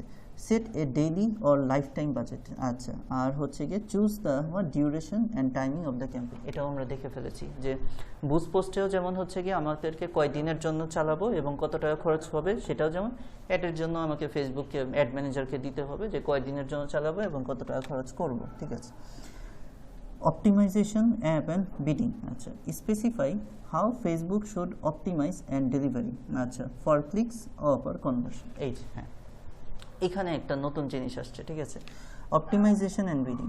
Specify how Facebook should optimize ad delivery. আচ্ছা, ফর ক্লিকস নাকি কনভার্সন। এই যে হ্যাঁ, এখানে হচ্ছে কি ফেসবুক অ্যাডের একটা নতুন ফিচার, সেটা হচ্ছে এই যে আমরা যে একটা বাজেট দিয়ে দিই যে আমি হচ্ছে 7 দিনের জন্য আমার 800 টাকা বা 1000 টাকা আমার খরচ, ঠিক আছে, এরকম। এখন ফেসবুক যে টাকাটা কাটবে কি হিসাবে কাটবে, পার ক্লিক, যে আপনার অ্যাডটাতে যতজন মানুষজন ক্লিক করলো, একবার ক্লিক করলেই 10 সেন্ট কেটে নিল, এই হিসাবে কাটবে, নাকি কনভার্সন মানে ক্লিক করে আপনার ফাইনাল কাস্টমার হয়েছে, মানে ক্লিক করে আপনার কাছ থেকে প্রোডাক্ট কিনেছে বা ক্লিক করে আপনার ফর্মটা ফিল আপ করেছে, যদি এরকম হয় তাহলে কাটবে। তো এটা অ্যাড ক্যাম্পেইনের মধ্যে সেট করে দেওয়া যায়, ঠিক আছে। যে আমি তো জাস্ট দেখলাম যে অ্যাড ক্যাম্পেইন দেওয়ার পর আমার বাজেট দিলাম $1000, এখন এই $1000টা কাটবে কিভাবে, প্রতিদিন একবারে 7 দিন ধাম করে কেটে নিবে না, এই জিনিসটা এরকম না। জিনিসটা সেট করে দিতে হয় যে আপনার অ্যাডগুলোতে যে মানুষজন ক্লিক করবে পার ক্লিকের জন্য টাকাটা কাটবে, নাকি ক্লিক করে ফাইনাল কাস্টমার হবে তখন হচ্ছে টাকাটা কাটবে। তো সেই অনুযায়ী কিন্তু ফেসবুকের রেটও ভ্যারি করবে। অবশ্যই আপনি বুঝতেছেন যে ক্লিক করবে সে তো কাস্টমার হবে না, 10 জন ক্লিক করলে 2 জন 3 জন। সো যখন আপনি কনভার্সন দিবেন, ফেসবুক নিজের থেকে একটু অটো হাই রেট দিবে আপনাকে, যে ঠিক আছে তুমি কনভার্সন দিলা, কিন্তু তাহলে তোমার এই পুরো অ্যাডটা 7 দিন পুরো অ্যাডটা চালাতে $1000 না $1500 খরচ হবে। কারণ হচ্ছে কি ফেসবুকের একটু এক্সট্রা বেয়ার করতে হচ্ছে, ঠিক আছে, এক্সট্রা দায়িত্ব নিতে হচ্ছে। পার ক্লিক দিলে হতে কি হতো যে মানুষজন অ্যাডে ক্লিক করলে ফেসবুক টাকা কেটে নিত, অ্যাডে ক্লিক করলে ফেসবুক টাকা কেটে নিত, ঠিক আছে। বাট কনভার্সন যখন আপনি দিচ্ছেন তখন হচ্ছে ফেসবুকই আর কি নিজের স্বার্থটা দেখবে, এমনভাবে টাকাটা সেট করে দিবে যেন তারও লাভ হয় আপনারও হচ্ছে গিয়ে, ঠিক আছে, বোঝা গেল এই জিনিসটা। এরপরে হচ্ছে গিয়ে অ্যাড লেভেল। আচ্ছা, কোন লেভেলের অ্যাডগুলো চালানো হয়ে থাকে, ঠিক আছে। আমরা কিছু অ্যাড লেভেল দেখি। ক্রিয়েটিভ। আচ্ছা, this is the actual advertisement users see and including format, single image, video, আচ্ছা, casual slides, now offer, collection. এগুলো হচ্ছে কি যখন প্র্যাকটিক্যালি করবেন তখন বুঝবেন। জাস্ট আমি একটু বলে দিই যে অ্যাড লেভেল, যে আমার অ্যাডটা দেখতে কীরকম হবে, ঠিক আছে, আমার এই যে মানুষজন যে দেখবে অ্যাডটা দেখতে কীরকম হবে। তো দেখতে কীরকম হবে, ফরম্যাট বলতেছে যে আমার অ্যাডটা দেখতে কীরকম হবে, একটা ছবি থাকবে, সিঙ্গেল ইমেজ। আচ্ছা, সাথে আমি চাইলে কি একটা ভিডিও রাখতে পারি। আচ্ছা, আর এই যে ক্যারোজেল স্লাইড, আচ্ছা ক্যারোজেল, আচ্ছা ক্যারোজেল জিনিসটা কি আমরা একটু সার্চ দিই, হোয়াট ইজ ক্যারোজেল অ্যাড, ঠিক আছে, আমরা একটু নিচে লিখে সার্চ দিই তাহলেই আমরা পেয়ে যাব, ঠিক আছে। হোয়াট ইজ ক্যারোজেল অ্যাড, বানানটা ঠিক আছে নাকি দেখে নিই, CARUSEL, আচ্ছা CAROU, আচ্ছা carousel, what is carousel ad, ঠিক আছে, দেখি জিনিসটা কি।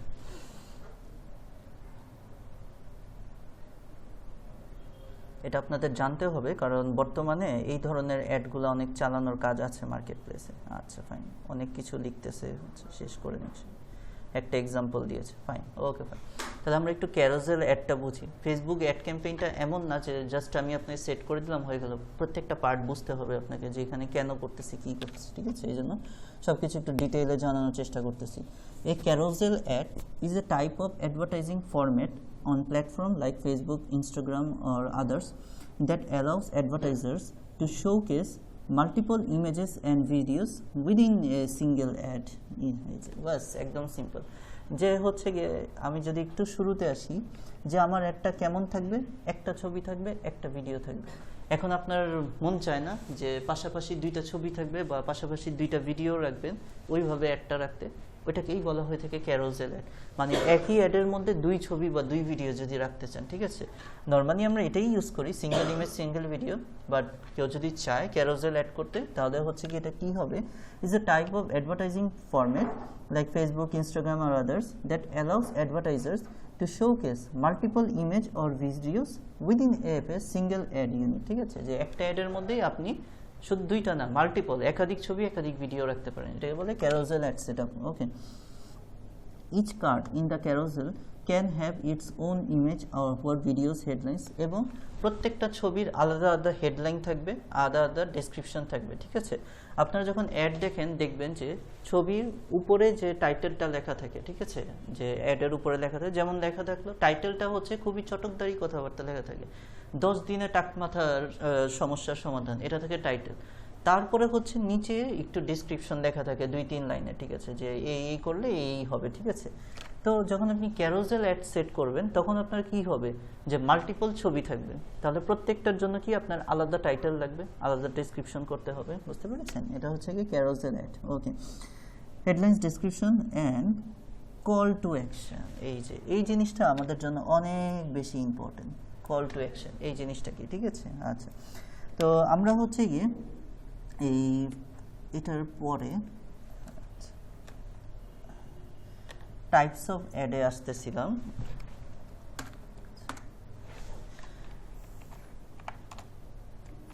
আমরা ছিলাম অ্যাড লেভেলে।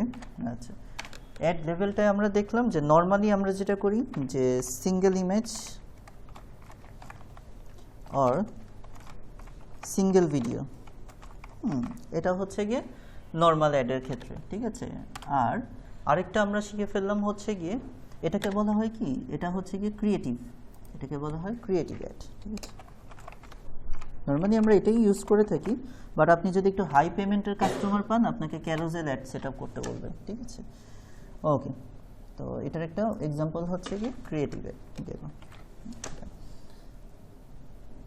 এরপরে 2 নম্বরে আমরা যেটা শিখলাম সেটা হচ্ছে গিয়ে ক্যারোজেল অ্যাড, অনেকে ক্যারাজল অ্যাড বলে ফেলে, খুবই অড লাগে আমার এটা শুনতে, ঠিক আছে, যাই হোক। আচ্ছা, তো হচ্ছে কি ক্রিয়েটিভ বানটা ঠিক করে নিই, ক্যারোজেল অ্যাড, ঠিক আছে। খুবই, আমি যে প্রথম নাম বলার দরকার নেই, যার কাছ থেকে আমি মার্কেটিং শিখেছি এটাকে ক্যারাজল অ্যাড বলতো, ক্যারাজল অ্যাড বলা হতো, খুবই অড লাগে, যেটা ওইটাই করা উচিত, ঠিক আছে। ক্যারোজেল অ্যাড এটা হচ্ছে গিয়ে মাল্টিপল ইমেজ, আচ্ছা, আর হচ্ছে কি মাল্টিপল ভিডিও, আচ্ছা, মাল্টিপল ইমেজ আর মাল্টিপল ভিডিও ফরম্যাটে হবে এটা। আচ্ছা আচ্ছা, তার সাথে আমাদেরকে আরেকটা জিনিসের খেয়াল রাখতে হবে, সেটা হচ্ছে গিয়ে কল টু অ্যাকশন। এটা আমরা অলরেডি দেখেছি, বাট হচ্ছে গিয়ে এটার এখানে একটা আলাদা নাম দেওয়া হয়েছে। আমরা বুস্ট পোস্টে দেখেছি এটা, ঠিক আছে, কল টু অ্যাকশন। এটা একটা এক্সাম্পল দিতে পারি। ধরেন হচ্ছে গিয়ে অ্যাডগুলোর নিচে লেখা থাকে লার্ন মোর, অথবা লেখা থাকে হচ্ছে গিয়ে এই সেন্ড মেসেজ, অথবা লেখা থাকে অ্যাপ্লাই নাও। এগুলো হচ্ছে গিয়ে কল টু অ্যাকশন, ঠিক আছে। আমরা হচ্ছে গিয়ে এই টপিকটার মধ্যে আছি, তাহলে আমরা একটু আলাদা করে ফেলি, তাহলে বুঝতে সুবিধা, ঠিক আছে।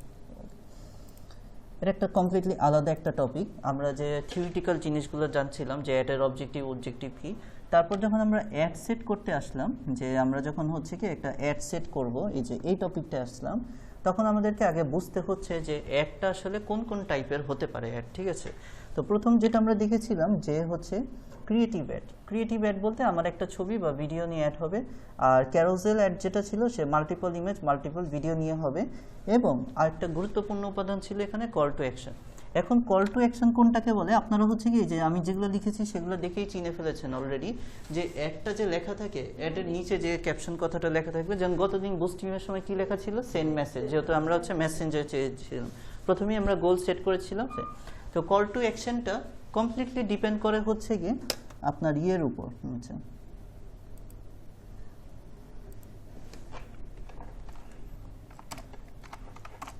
it depends on add goal objective। Completely depend করে আপনি কোন উদ্দেশ্যে অ্যাডটা সেট করেছেন। আপনি যদি চান হচ্ছে গিয়ে সেল পারপাসে অ্যাড, তাহলে আপনাকে হচ্ছে গিয়ে হয় আপনার ইয়ে দিতে হবে, বেশি বেশি যে সেন্ড মেসেজ অপশন দিতে হবে, অথবা কল দিতে হবে, call to action. Call to action একটা বাটন দেখবেন যখন আমরা অ্যাড সেট করব, ওইখানে লিখে দিতে ওরাই অপশন দিয়ে দিবে যে আমি কোন অ্যাকশনটা চাচ্ছি। আমি কি চাচ্ছি মানুষজন আমাকে মেসেজ করুক, নাকি আমাকে কল করুক, নাকি আমি চাচ্ছি একটা ফর্ম অ্যাটাচ করে দিব, মানুষজন ওইখানে লেখা থাকবে কি, ফর্মের নিচে কি লেখা থাকবে, অ্যাপ্লাই নাও লেখা থাকবে, ঠিক আছে। তো এগুলো হচ্ছে গিয়ে কল টু অ্যাকশন বাটন, ঠিক আছে। এই বাটনটা আমরা যখন অ্যাড সেট করব তখন আমাদেরকে এগুলো অ্যাড করে দিতে হবে। তাহলে অ্যাড লেভেলগুলো বুঝে গেল মোটামুটি কি কি ফর্মেট কি কি অ্যাড সেট আপ করতে হবে আমাদেরকে। Okay fine. হ্যাঁ হ্যাঁ হ্যাঁ, 7 দিন অ্যাড চালাবে তো টাকা, ওইটাই তো আমি বললাম। এই যে একটু আগে যে আমরা আলোচনা করলাম যে ক্লিক, হ্যাঁ বুঝতে পেরেছেন না, যে পার ক্লিকে টাকাটা কাটবে নাকি কনভার্সনে, বাজেট তো সবগুলোর মধ্যেই আছে, ঠিক আছে। আমরা যদি আরেকটু, যেহেতু এটা নতুন আসছে, আমরা এটা সম্পর্কে আরেকটু জানি, ক্যারোসেল অ্যাড যেটা, যে এটা কি মাল্টিপল কার্ডস। এটা আবার কি জিনিস, a carousel ad can contain 2 to 10 cards, each card can highlight a different product feature or detail. Card বলতে কি এখানে হচ্ছে কি, ওই যে আমরা যে সিঙ্গেল ইমেজ বা ভিডিওগুলো, এটাকে সংক্ষেপে কার্ড বলা হয়েছে। তাহলে সর্বনিম্ন 2টা সর্বোচ্চ 10টা পর্যন্ত আমরা ইউজ করতে পারবো, এবং প্রত্যেকটা কার্ডের মধ্যে আমরা আলাদা আলাদা হাইলাইট, মানে একই প্রোডাক্টের আমরা ডিফারেন্ট ফিচার ধরেন আপনি একটা ঘড়ি সেল করবেন, তো একটা ইমেজ ডিজাইন করলেন ঘড়ির হচ্ছে গিয়ে ইনার পার্টটা, ভিতরের পার্টটা, আরেকটা ডিজাইন করলেন ঘড়ির যে হচ্ছে ব্যান্ডটা, যেটা হচ্ছে আরেকটা ডিজাইন করলেন ভিতরের, এটা আর কি আপনারা বুঝে নেবেন, জাস্ট আমি একটা এক্সাম্পল দিলাম, ঠিক আছে।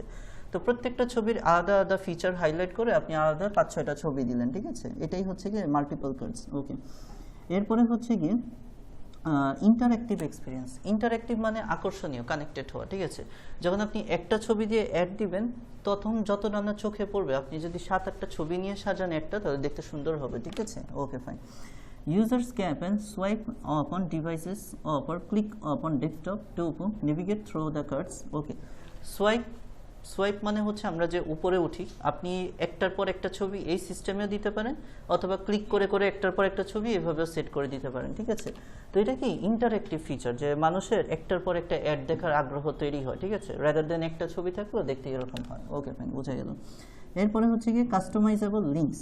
আচ্ছা, each card can direct users to different landing page. এই যে কাস্টমাইজেবল লিঙ্ক, এখানে আপনি কি করতে পারেন, আপনার অ্যাডের সাথে আপনার যে ছবিগুলো দিবেন তার সাথে আপনার ওয়েবসাইটের লিঙ্কটা রেখে দিলেন, তাহলে কি হলো, মানুষজন যখন অ্যাডটা পড়লো তখন আপনার একটা ওয়েবসাইটের লিঙ্ক পেয়ে গেল, এটার মধ্যে ক্লিক করলে আপনার ওয়েবসাইটটাও ভিজিট করলো, আপনি ওই যে গুগল থেকেও ওয়েবসাইট ট্রাফিক পাওয়ার একটা টাকা পাওয়ার ইয়ে করলেন, প্লাস আপনার ওয়েবসাইটটারও একটা প্রচার হলো। মানে হচ্ছে ক্যারাজলের মধ্যে আপনি হচ্ছে ইয়ে করতে পারবেন, আপনি বিভিন্ন জিনিসের লিঙ্ক রেখে আসতে পারবেন। যেমন আমরা গুগল ডক্সে কি করেছিলাম, আমাদের নামের সাথে আমাদের জিমেল অ্যাকাউন্টটা লিঙ্ক করে ফেলছিলাম না, ওই রকম হচ্ছে কি আপনি এখানে লিঙ্ক করে ফেলতে পারবেন। বিভিন্ন ল্যান্ডিং পেজ, ল্যান্ডিং পেজ কাকে বলে জানেন? এগুলো আপনাদের একটু পরিচয় করে দিই, যদি এগুলো এসইওর পার্ট। ল্যান্ডিং পেজ বলতে বোঝায় সোজা ভাষায়, ধরেন আমরা হচ্ছে কি প্রথম আলোতে আসি, তাহলে আপনাদের বুঝতে সুবিধা হবে। আচ্ছা, প্রথম আলো, এই যে নীল যে কথাটা হয়ে রয়েছে, এটাকে কি একটা ওয়েবসাইটের টাইটেল বলা হয়ে থাকে, একটা ওয়েবসাইটের নাম বলা হয়ে থাকে। এই যে https www.com, এটা কি একটা ওয়েবসাইটের ইউআরএল বা অ্যাড্রেস বলতে পারি আমরা, ঠিক আছে? ওকে। আর এই যে প্রথম আলো, এটা হচ্ছে গিয়ে ওদের নাম, কোম্পানির নামটা। এই হচ্ছে তিনটা জিনিস। এখন আমি যখন এটার মধ্যে ক্লিক করলাম, ওয়েবসাইটটার ভিতর যখন ক্লিক করলাম, প্রথম যে পেজটা আসে সেটাকে বলা হয়ে থাকে হোম পেজ বা ল্যান্ডিং পেজ, ঠিক আছে? কেউ কেউ বলে এটাকে হোম পেজ, কেউ কেউ বলে এটাকে ল্যান্ডিং পেজ, ঠিক আছে? হোম পেজই বলে, আমরা সবাই হোম পেজের সাথেই পরিচিত। এসইওর ভাষায় এটাকে বলা হয়ে থাকে কি ল্যান্ডিং পেজ, ঠিক আছে? যে একটা জায়গায় ল্যান্ড করার পর প্রথম যে ভূমিটা আসে, এই যে আমরা কি মানে ওয়েবসাইটে ঢুকলাম, মানে ল্যান্ড করলাম, ওইখান থেকে এই ওয়ার্ডটা আসছে, ঠিক আছে? ল্যান্ডিং পেজ, ঠিক আছে? সো ওই হিসাবে এটা বলা হয়েছে এখানে যে ওই যে আপনি বিভিন্ন ল্যান্ডিং পেজের লিঙ্ক, মানে আপনার ওয়েবসাইটের হোম পেজ, ধরেন এটা আপনার ওয়েবসাইট, এই আপনার ওয়েবসাইটের যে লিঙ্কটা, এটা আপনি হচ্ছে কি আপনার ওই ক্যারাজল অ্যাডের মধ্যে লিঙ্ক আকারে রেখে আসলেন, ঠিক আছে? ওটাই বলা হয়েছে যে আপনি আপনার ল্যান্ডিং পেজের লিঙ্কটা এখানে রাখতে পারবেন। Okay, fine. Versatile creative options, suppose both image and videos, এটা আমরা বুঝতে পেরেছি। Cut can tell if a cohesive story of or act if as standalone pieces. আচ্ছা, এই যে যেহেতু আমরা হচ্ছে কি 7-8টা কার্ড রাখবো, তাহলে একটা প্রোডাক্টকে অনেকভাবে ডিসক্রাইব করা হবে। তো ওইখান থেকে এটা বলা হয়েছে কোহেসিভ, মানে বুঝেন, এটা যারা সিঙ্গার তারা বুঝে যে আপনি ধরেন জাজ, আমি ধরেন দাঁড়িয়ে দাঁড়িয়ে গান গাচ্ছি, এখন আমার যে গলার যে ভয়েসটা, এটা যদি আপনাকে একটু হার্টে টাচ করে যায়, আপনার কি হবে? ওই যে যেটাকে আমরা বলি যে যখন ওইরকম কোন একটা গান হয়, হেয়ার রেজিং পারফরমেন্স বলে জাজরা, যে আমার লোম হারিয়ে গেছে এমন একটা, ঠিক আছে? তো এটাকে সিঙ্গারদের সাথে কানেক্ট হয়ে গেছে কোহেসিভনেস, যে আমার একটা জিনিসের সাথে আপনার কানেক্ট হয়ে যাওয়া, ঠিক আছে? তো আপনার যখন একটা জিনিসের 7-8 ভাবে প্রেজেন্ট করবেন, আপনার অ্যাডটার সাথে আপনার কাস্টমার কোহেসিভ কানেক্টেড হয়ে যাবে, ঠিক আছে? ওইখান থেকে এই ওয়ার্ডটা আসছে, আই থিঙ্ক আপনারা বুঝতে পেরেছেন। ওকে, ফাইন। আচ্ছা, এরপরে হচ্ছে গিয়ে বেনিফিটস অফ ক্যারাজল অ্যাড, এটার সুবিধাটা কি? মানে আমরা অলরেডি বুঝতে পেরেছি, তারপর আমরা বলবো যে শোকেস মাল্টিপল আইটেমস, শোকেস করা মানে আমি দেখাতে পারবো একাধিক আইটেমকে একসাথে। স্টোরি টেলিং, যেটা আমরা বলতে পারবো যে এক জিনিস নিয়ে যেহেতু 7-8টা জিনিস লিখেছি, একটা গল্পের মতো হয়ে যাবে। ইনক্রিজ এঙ্গেজমেন্ট, যেহেতু ওই যে আমরা বুঝে ফেললাম যে কোহেসিভনেস, কানেকশন হবে, তো এঙ্গেজ বাড়বে আমার এদের সাথে। Better use of ad space, ঠিক আছে? এই যে আমরা যে অ্যাডটা সেট আপ করতেছি, এটা একটা ভালো ব্যবহার হবে, ঠিক আছে? ওকে, বোঝা গেল। ওকে, ফাইন। আচ্ছা, তো এটা কারা কারা ইউজ করে? ই কমার্সরা ইউজ করে, রিয়েল এস্টেটরা ইউজ করে, যারা ট্রাভেলের জন্য ইউজ করে, যারা স্টোরি টেলিং, এই কোম্পানিগুলো বেশি ক্যারাজল অ্যাড ইউজ করে। এখন এই যে এখানে হচ্ছে কি ইন্ডাস্ট্রি আছে, যে ক্যারাজল অ্যাড আপনি তখনই ইউজ করতে পারবেন যখন আপনার প্রোডাক্টটারই মাল্টি ডাইমেনশন থাকবে, ঠিক আছে? যেমন হচ্ছে গিয়ে এই ধরেন হচ্ছে আপনি এই অ্যাড সেট আপ করতেছেন, এই যে ট্রেনিং ইনস্টিটিউট, ভর্তি ফর্ম ফিল আপের জন্য, ঠিক আছে? একটা কোর্সের জন্য, এখানে আপনি কি ক্যারাজল অ্যাড সেট করবেন? আপনার একটা কোর্সের জন্য করতেছেন, এখানে তার ডিফারেন্ট ডাইমেনশন নেই, ঠিক আছে? ওকে, বাট আপনি ধরেন হচ্ছে কি যে ই কমার্স ইন্ডাস্ট্রি, লাইক আপনি একটা কামিজের উপর একটা অ্যাড চালাচ্ছেন, এটা কিন্তু মাল্টিপল সাইড আছে, একদম সুতার কাছ থেকে শুরু করে, আপনারা ভালো জানেন, ঠিক আছে? আমার চেয়ে বেশি আপনারা ভালো জানবেন। তো এই ধরনের যে ই কমার্স ইন্ডাস্ট্রি যে সকল রয়েছে, যেগুলো হচ্ছে কি আমাদের বিভিন্ন প্রোডাক্টগুলো আমরা ইউজ করি, এই সকল প্রোডাক্টের জন্য যখন অ্যাড চালাবেন, তখন আবার ক্যারাজল খুব ভালো হয়। আপনি একটা প্রোডাক্টকেই 10 ডাইমেনশন থেকে দেখাচ্ছেন, ঠিক আছে? ওদের জন্য এটা ভালো। ভাই যে রিয়েল এস্টেটে এখন বর্তমানে প্রচুর পরিমাণে এই ফেসবুক অ্যাডের কাজ আসে, যে এখন বর্তমানে কি সব পুরান বাসা এগুলো সব ওই যে ডেভেলপারের আন্ডারে চলে যাচ্ছে, ঠিক আছে? তো এই যে যারা রিয়েল এস্টেট কোম্পানি, তারা কি করে, এই যে ফেসবুকে অ্যাড চালায় যে আমরা এইভাবে বিল্ডিং বানাই, এভাবে ফ্লট বানাই। ওরা কি করে, একটাই ফ্লটকে হয়তো দেখাচ্ছে, একটাই ফ্ল্যাট দেখাচ্ছে, বিভিন্ন ডাইমেনশন থেকে দেখাচ্ছে, বেডরুমটা একভাবে দেখাচ্ছে, সিঙ্কটা একরকম দেখাচ্ছে, সামনের ফ্রন্টে একরকম দেখাচ্ছে, এগুলো ক্ষেত্রে কি আপনি হচ্ছে অনেক ডাইমেনশন ইউজ করতে পারেন, একটা ফ্ল্যাটকে আপনি 7-8 ভাবে দেখাতে পারবেন, বুঝতে পেরেছেন? এই জন্য বলছে রিয়েল এস্টেটরা এটা ইউজ করতে পারে। ট্রাভেল তো অবশ্যই বুঝতেই পারতেছেন যে একটা জায়গার মধ্যেই হাজার হাজার জিনিস দেখানোর রয়েছে, ঠিক আছে? সো যারা ট্রাভেলিং প্লেস নিয়ে অ্যাড চলে তারা ইউজ করতে পারবে, স্টোরি টেলিং যারা হচ্ছে কি স্টোরি টেলিং নিয়ে করে তারা এই ধরনের অ্যাডটা চালাতে পারবে। সো আমরা বুঝতে পারলাম ক্যারাসেল অ্যাড তারাই চালায় যাদের হচ্ছে প্রোডাক্ট বা সার্ভিসগুলো মাল্টি ডাইমেনশন, মানে একটা জিনিসকে বিভিন্নভাবে এক্সপ্লেইন করা যায়, তারা হচ্ছে ক্যারাসেল অ্যাড ইউজ করে। সবার জন্য এটা অ্যাপ্লিকেবল হবে না। ওকে, ক্যারাসেল অ্যাড বোঝা গেল। আমরা হচ্ছে কি এই পর্যন্ত ছিলাম। এখন আমরা চলে আসি benefits of Facebook ad campaign, যে আমার এই ফেসবুক অ্যাড ক্যাম্পেইন করে কী লাভ হলো, কেন আমি অ্যাডটা চালাবো, ঠিক আছে? আমারই লাভ কী লাভ হলো এখানে। সো প্রথমেই হচ্ছে কি highly customizable and targeted. Highly customizable, customize মানে কি, যে জিনিসটাকে আপনি চেঞ্জ করতে পারবেন, এডিট করতে পারবেন, ঠিক আছে? আমরা যখন অ্যাড সেট করব তখন আমরা দেখাবো যে ধরেন আপনি আজকে কে জানি যে আপনি কোয়েশ্চেন করেছিলেন গতদিন যে আমি আজকে আধাটা কাজ করে রাখলাম পরের দিন কি ডিলিট হয়ে যাবে, না, ঠিক আছে? এই অ্যাড সেট আপটা এমন, ধরেন আপনাকে অ্যাড সেট আপের জন্য 2-3 দিনের মতো টাইম পাওয়া যায় বড় ধরনের কোম্পানি অ্যাড হলে, যে আজকে আপনি কিছুটা কাজ করে রাখলেন, পরের দিন যখন আপনি ফেসবুক অ্যাড ম্যানেজারে ঢুকবেন তখন দেখবেন যতটুকু করেছেন ড্রাফট আকারে রয়ে গেছে। তাহলে এটাকে বলে কাস্টমাইজেবল, মানে আপনি যে কোনো সময় ঢুকে কালকের কাজটা আবার এডিট করে, যতক্ষণ না আপনি পাবলিশ করতেছেন আপনি এডিট করতে পারবেন, ঠিক আছে? পাবলিশ হয়ে গেলে তখন হয়ে গেল, ঠিক আছে? Okay fine. And targeted, okay fine, বুঝে গেল। Access to billion of users across Facebook, Instagram app and affiliated platform. So okay, গতদিন যে আরেকজন কোয়েশ্চেন করতেছিল ওনার কার্ড নিয়ে অনেক বেশি ভয় ছিল যে কোন কার্ড ইউজ করবো, এই করবো। দেখেন ফ্রিল্যান্সার, আমরা তো ম্যাক্সিমাম ফ্রিল্যান্সার হিসেবে কাজ করব, নিজের পেজকে তো আর এত ডলার খরচ করে আমাদের সামর্থ্য নেই, ঠিক আছে?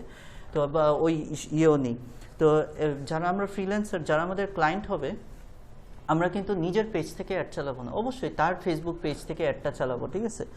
সো সে তার ফেসবুক পেজের অ্যাক্সেস এবং তার ফেসবুক পেজের মধ্যে অলরেডি সব কাট কোড সব অ্যাড করাই থাকবে, এটা জেনেই তো সে আমাকে কাজ দিয়েছে, নাহলে তো সে তো জানে দেখেই টাকা কাটবে দিয়ে কাজ দিয়েছে, ঠিক আছে? সো এখানে আমাদের হচ্ছে কি পেমেন্ট মেথড অ্যাড করার বা তার পেজে কিভাবে ঢুকবো এগুলো নিয়ে কোনো কিছু নেই, ঠিক আছে? তো এখানে বলা হয়েছে কি access to billion of users, যে একটা পেজ, একটা ফেসবুক পেজকে বিলিয়ন অফ ইউজার, মানে বিলিয়ন তো বোঝে, মিলিয়ন মানে 10 লাখ, বিলিয়ন মানে 1 কোটি, ঠিক আছে? লাখ লাখ মানুষকে একটা পেজের অ্যাক্সেস দেওয়া যায়। একটা পেজের কি 10 লাখের উপরে, আপনার হচ্ছে ক্রিস্টিয়ানো রোনাল্ডোর পেজের ফলোয়ার হচ্ছে 3-4 কোটির উপর, ঠিক আছে? হতে পারে কোটি কোটি পেজের ফলোয়ার হতে পারে। তো একটা পেজের অ্যাক্সেস আপনি লাখ লাখ মানুষকে দিতে পারেন, ঠিক আছে? তো এই ক্ষেত্রে এই জন্যই এটা বলা হয়েছে যে এই ফেসবুকের অ্যাডের মানে সুবিধাটা হচ্ছে যে আপনি অনেক মানুষকে অ্যাক্সেস দিতে পারেন, সে আপনার অ্যাডটা করে দিতে পারবে, ঠিক আছে? এটা একটা সুবিধা আছে, ফাইন, বোঝা গেল। যেটা আপনি ইয়ের ক্ষেত্রে পারবেন না, গুগল অ্যাডের ক্ষেত্রে পারবেন না, ঠিক আছে? গুগল অ্যাড আপনার নিজের অ্যাকাউন্টে করতে হবে। এরপরে হচ্ছে গিয়ে robust analytics to measure performance like impression, clicks, conversion. এটা শুধু এইখানে না, এটা হচ্ছে গিয়ে প্রত্যেকটা অ্যাডের ক্ষেত্রে আমরা 3টা রেজাল্ট পাই, ঠিক আছে? আমরা যে রেজাল্ট অংশে ছিলাম সেখানে আমরা চলে আসছি আস্তে আস্তে রেজাল্ট। আমরা হচ্ছে গিয়ে এখানে প্রত্যেকটা অ্যাডের ক্ষেত্রে 3 ধরনের রেজাল্ট পাবো, impression, clicks, conversion. Okay fine. আচ্ছা, সো ইমপ্রেশন জিনিসটা কি একটা একটা করে বলি, গুগল অ্যাডে আরও বিস্তারিত বলবো। ইমপ্রেশন মানে হচ্ছে আপনার অ্যাডটা যে প্ল্যাটফর্মে আপনি সেট করেছেন, ফেসবুক হোক, ইউটিউব হোক, গুগলে হোক, মানুষের সামনে কতবার আসছে, ঠিক আছে? সোজা ভাষায়, ঠিক আছে? ইমপ্রেশন মানে কি, যে আপনি 7 দিনের জন্য অ্যাডটা চালিয়েছেন, মানুষের সামনে 1 লাখ মানুষের সামনে ফেসবুক আপনার এই অ্যাডটা চলে আসছে, তাহলে ইমপ্রেশনের স্কোর কত? 1 লাখ, বোঝা গেল। এরপর হচ্ছে ক্লিকস, আপনার এই অ্যাডটা দেখে কতজন মানুষ ক্লিক করেছে, ঠিক আছে? ধরেন আপনার এই 1 লাখ মানুষ দেখে 50,000 মানুষজন ক্লিক করেছে, তাহলে এই ক্লিক থেকে একটা নতুন কনসেপ্ট আসে, এটা গুগল অ্যাডে লাগে বাট আমি এখানে শিখিয়ে দিতে পারবো, সিটিআর বলে এটাকে, ঠিক আছে? Click through rate, fine, CTR, click through rate, conversion. Okay, CTR বলতে কি বোঝায়, যে হচ্ছে গিয়ে এটা ফাইনাল লাস্টে লাগবে, আমরা এখান থেকে কেটে দিই, এখানে ক্লিকসের জায়গায় থাকুক, কনভার্সন,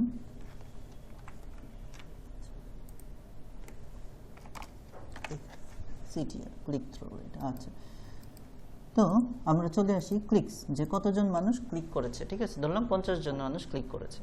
এরপরে হচ্ছে গিয়ে কনভার্সন, 50,000 মানুষ যে ক্লিক করেছে তার মধ্যে ফাইনাল অর্ডার দিয়েছে আপনাকে কত, কনভার্ট হয়েছে আপনার কাস্টমার। কনভার্ট মানে কি, রূপান্তরিত হওয়া, পরিণত হওয়া। ইমপ্রেশন মানে আপনার অ্যাডটা সামনে আসলো, দেখলো। ক্লিক মানে ক্লিক করলো।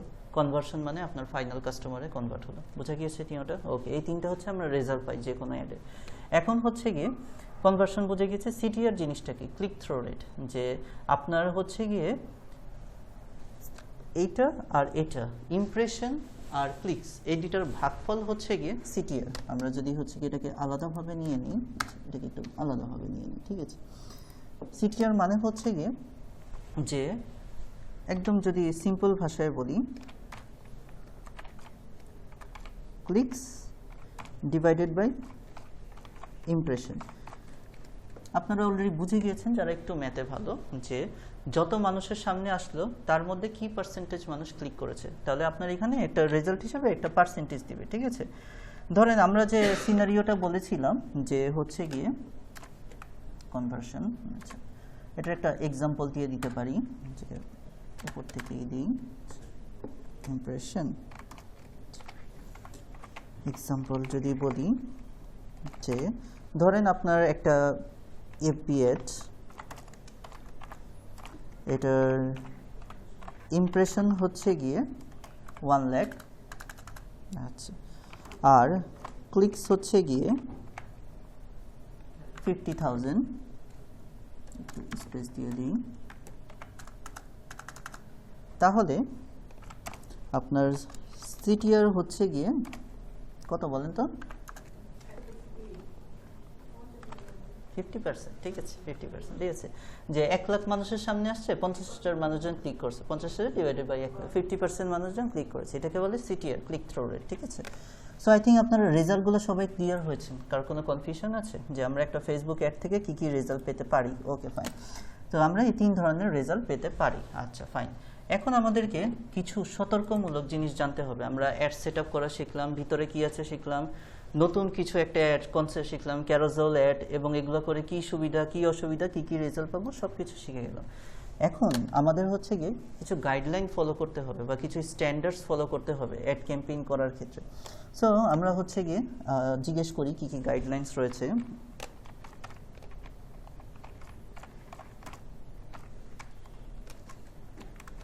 আপনাদের কিন্তু প্রথম কুইজ খুব সামনেই চলে আসতেছে। এই নেক্সট বৃহস্পতিবারে অ্যাড সেট আপ হয়ে গেলে সামনের রবিবারে আপনাদের প্রথম কুইজ থাকবে, যতটুকু শেখানো হয়েছে ফেসবুক মার্কেটিং পর্যন্ত, হ্যাঁ, প্রথম ক্লাস থেকে আমি বলে দিব কিভাবে কি করবেন। Guidelines for Facebook ad campaign.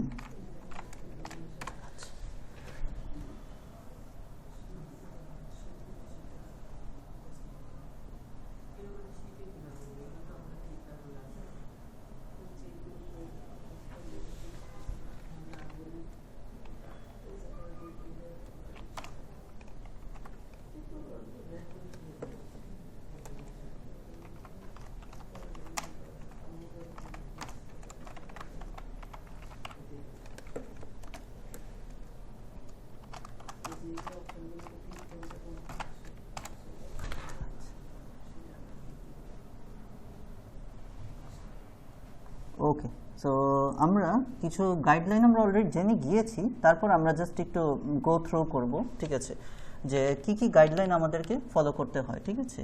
ওকে, আমরা দিয়েছিলাম guidelines for Facebook ad campaign. একটা ফেসবুক অ্যাড ক্যাম্পেইন সফলভাবে চালানোর জন্য কোন কোন গাইডলাইনগুলো আমাদেরকে ফলো করতে হবে, ঠিক আছে।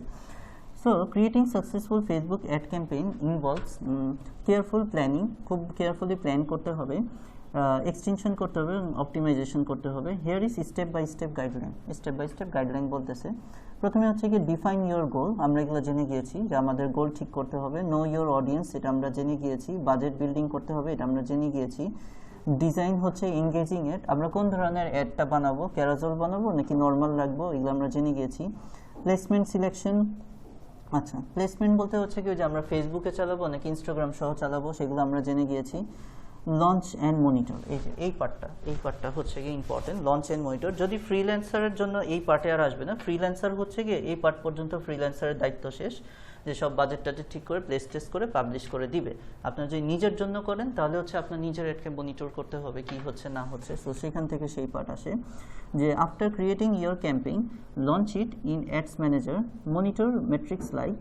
এই যে আমরা মনিটর করা মানে কি, আমরা হচ্ছে গিয়ে দেখব যে এই যে আমাদের যে 3টা রেজাল্ট দিয়েছি সে 3টা রেজাল্টের কি অবস্থা, ইমপ্রেশন আসতেছে কেমন, ক্লিক আসতেছে কেমন, কনভার্ট হচ্ছে নাকি, কেন খারাপ হচ্ছে, যেন নেক্সট বার অ্যাডে যেন ওই জিনিসগুলো ভালো করা যায়, ঠিক আছে, এগুলো মনিটর করা, ঠিক আছে, পদক্ষেপ নেওয়া, ঠিক আছে, ওকে ফাইন।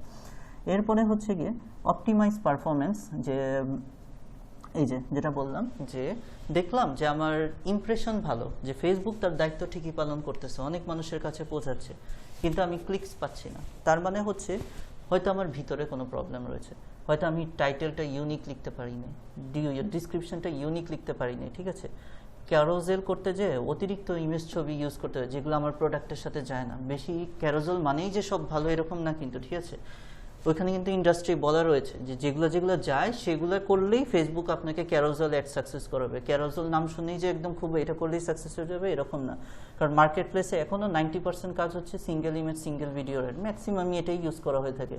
খালি স্পেসিফিক কিছু ইন্ডাস্ট্রি আছে দেখালাম, ই কমার্স বা হচ্ছে রিয়েল এস্টেট, তারা ক্যারোজেলটা ইউজ করে থাকে, ঠিক আছে। তো এই যে অপটিমাইজ ইওর পারফরমেন্স, যে কোন কোন কারণে, বা এই যে বাজেট কত প্রবলেম, ঠিক আছে, আমি যদি আরেকটু বাজেটটা বাড়িয়ে নিতাম আরও বেশি মানুষের কাছে পৌঁছাতো, ঠিক আছে। তো এই জিনিসগুলো অ্যানালাইসিস করা হচ্ছে গিয়ে এইখানকার আমাদের স্টেপ, ঠিক আছে, যে নেক্সট বার যখন অ্যাড চালাবো এই জিনিসগুলো ঠিকঠাক করবো, ঠিক আছে। ফলো ফেসবুক পলিসিস, এটা আমাদের জন্য অনেক বেশি জরুরি। এটা কি, আচ্ছা, adhere to Facebook advertising policies which covers prohibited contents like হচ্ছে গিয়ে misleading, offensive or illegal materials। আচ্ছা, আমরা এমন কন্টেন্ট নিয়ে অ্যাড চালালাম, ধরেন হচ্ছে কি ওই আমরা হচ্ছে ফরেন ড্রাগস, ঠিক আছে, বিদেশি কোনো অ্যালকোহলিক জিনিস নিয়ে অ্যাড চালাতেই পারেন, সমস্যা নেই। ফেসবুকের মতো টাকা কেটে নিবে, ঠিক আছে, বাট আপনার হচ্ছে গিয়ে নেক্সট টাইম যখন অ্যাড চালাতে যাবেন ফেসবুক আপনাকে নিষেধাজ্ঞা দিবে, ঠিক আছে। যতই যা হোক ফেসবুক জিনিসটার মধ্যে এরকম কিছু রেস্ট্রিকশন দেওয়া রয়েছে যে প্রহিবিটেড মানে জানেন, প্রহিবিটেড মানে নিষিদ্ধ, ঠিক আছে, ওকে। প্রহিবিটেড কন্টেন্ট মানে এমন একটা কন্টেন্ট নিয়ে অ্যাড চালাচ্ছেন লাইক মিসলিডিং, যে মানুষকে ভুল পথে নিয়ে যাচ্ছে, অফেন্সিভ ক্ষতিকর, বা ইললিগাল যেটা লিগাল না, ঠিক আছে, এরকম জিনিস নিয়ে যদি অ্যাড চালান, ওই যেটা বললাম যে আপনি ফেসবুকেতে রেস্ট্রিকশন দিয়ে দিবে, ঠিক আছে। রেস্ট্রিক্টেড কন্টেন্টস, ওই যে আমি এগুলো বলে ফেলেছি, ঠিক আছে, অ্যালকোহল, গ্যাম্বলিং, পলিটিক্যাল অ্যাডস, ঠিক আছে, এগুলো নিয়ে যদি চালান, okay. Ad format, text image ratios, এগুলো লাগবে না, বুঝতে পারলাম। আচ্ছা, এখন একটা অ্যাড কতটুকু ভালো পারফর্ম করলো সেটা কিভাবে বোঝা যায়, ওকে, ঠিক আছে। তো একটা অ্যাডের পারফরমেন্স, তো আমরা তো এটা এক একটা অ্যাডের জন্য যে ইমপ্রেশন টিয়ে এগুলো দেখলাম। আপনি ধরেন 5টা অ্যাড চালালেন, ঠিক আছে, আপনি আমরা সারা বছরকে যদি 5টা সিজনে ভাগ করি একটা বিজনেসের, তো একদম শুরুতে আসে হচ্ছে গিয়ে উইন্টার আসে, ঠিক আছে, তারপরে হচ্ছে গিয়ে আপনার আসে আমাদের বাইরের কান্ট্রি দিয়ে বোঝে, যে ফ্রিল্যান্সার বাইরের কান্ট্রি দিয়ে বোঝে, উইন্টার আসে, এরপরে হচ্ছে গিয়ে সামার আসে, এরপরে হচ্ছে গিয়ে ক্রিসমাস আসে, এরপরে হচ্ছে গিয়ে ওদের হ্যালোইন নামে একটা জিনিস আসে, আর এরপরে ওরা কিছু ব্ল্যাকআউট মানে ওরা কিছু বড় বড় অফার ছাড়ে, ব্ল্যাকআউট ফ্রাইডে বলে, ব্ল্যাক মানডে বলে, ব্ল্যাক ফ্রাইডে বলে, এইসব টাইমগুলোতে মানে কিছু নির্দিষ্ট দিন রয়েছে, ঠিক আছে, ওই দিনগুলোতে তারা বড় বড় অফার ছাড়ে, ঠিক আছে। ধরেন এরকম 5টা সিজনে আপনি সারা বছর 5টা অ্যাড চালালেন, কোন অ্যাডটা ভালো পারফর্ম করলো, কোন অ্যাডটা খারাপ পারফর্ম করলো। আমরা মাইক্রোসফট ওয়ার্ডে 15 নম্বর ক্লাসে চার্ট বানানো শিখেছি না, পরিসংখ্যান ডেটা চার্ট দিয়ে বুঝিয়ে দেয়। তো এবি টেস্টিং জিনিসটা হচ্ছে এরকম, যে আপনি হচ্ছে অ্যাডের মধ্যেই আমি যখন সেট করব দেখাবো, যে এবি টেস্টিংয়ে ক্লিক করে আপনি হচ্ছে দেখতে পারবেন যে পারফরমেন্স অ্যানালাইসিস কারটা ভালো হয়েছে, কোনটা খারাপ হয়েছে, এবং তারা বলে দিবে, সলিউশনে বলে দিবে যে এই কারণে এই জিনিসটা, এই যে আমরা তো একটু আগে বলতেছিলাম যে এটা আমরা নিজেদের থেকে বলতেছিলাম যে বাজেটটা হলে ভালো হতো, এই হতো, এবি টেস্টিং এর মাধ্যমে আপনি সলিউশন পাবেন, ঠিক আছে, ফেসবুক থেকে সলিউশন, যে এই জিনিসগুলো ঠিক করলে আপনার এই একটা ভালো হতো, ঠিক আছে, okay fine. Run test with different creative headlines and CTA to see what এটা কি রিজনেটস, মানে কোন প্রবলেমগুলি। আচ্ছা, এরপরে হচ্ছে গিয়ে রিটার্গেটিং, যে এই যে এখানে হচ্ছে গিয়ে কি আমাদের অডিয়েন্স টার্গেট করা ভুল হয়েছে, ঠিক আছে। তো হচ্ছে গিয়ে আমাদের হচ্ছে কি করতে হবে, নেক্সট বার যখন টার্গেটটা করব রিটার্গেটিং করা, ঠিক মতো অডিয়েন্স টার্গেট করতে হবে। টার্গেট অডিয়েন্স অনেক বেশি ইম্পর্টেন্ট, ঠিক আছে।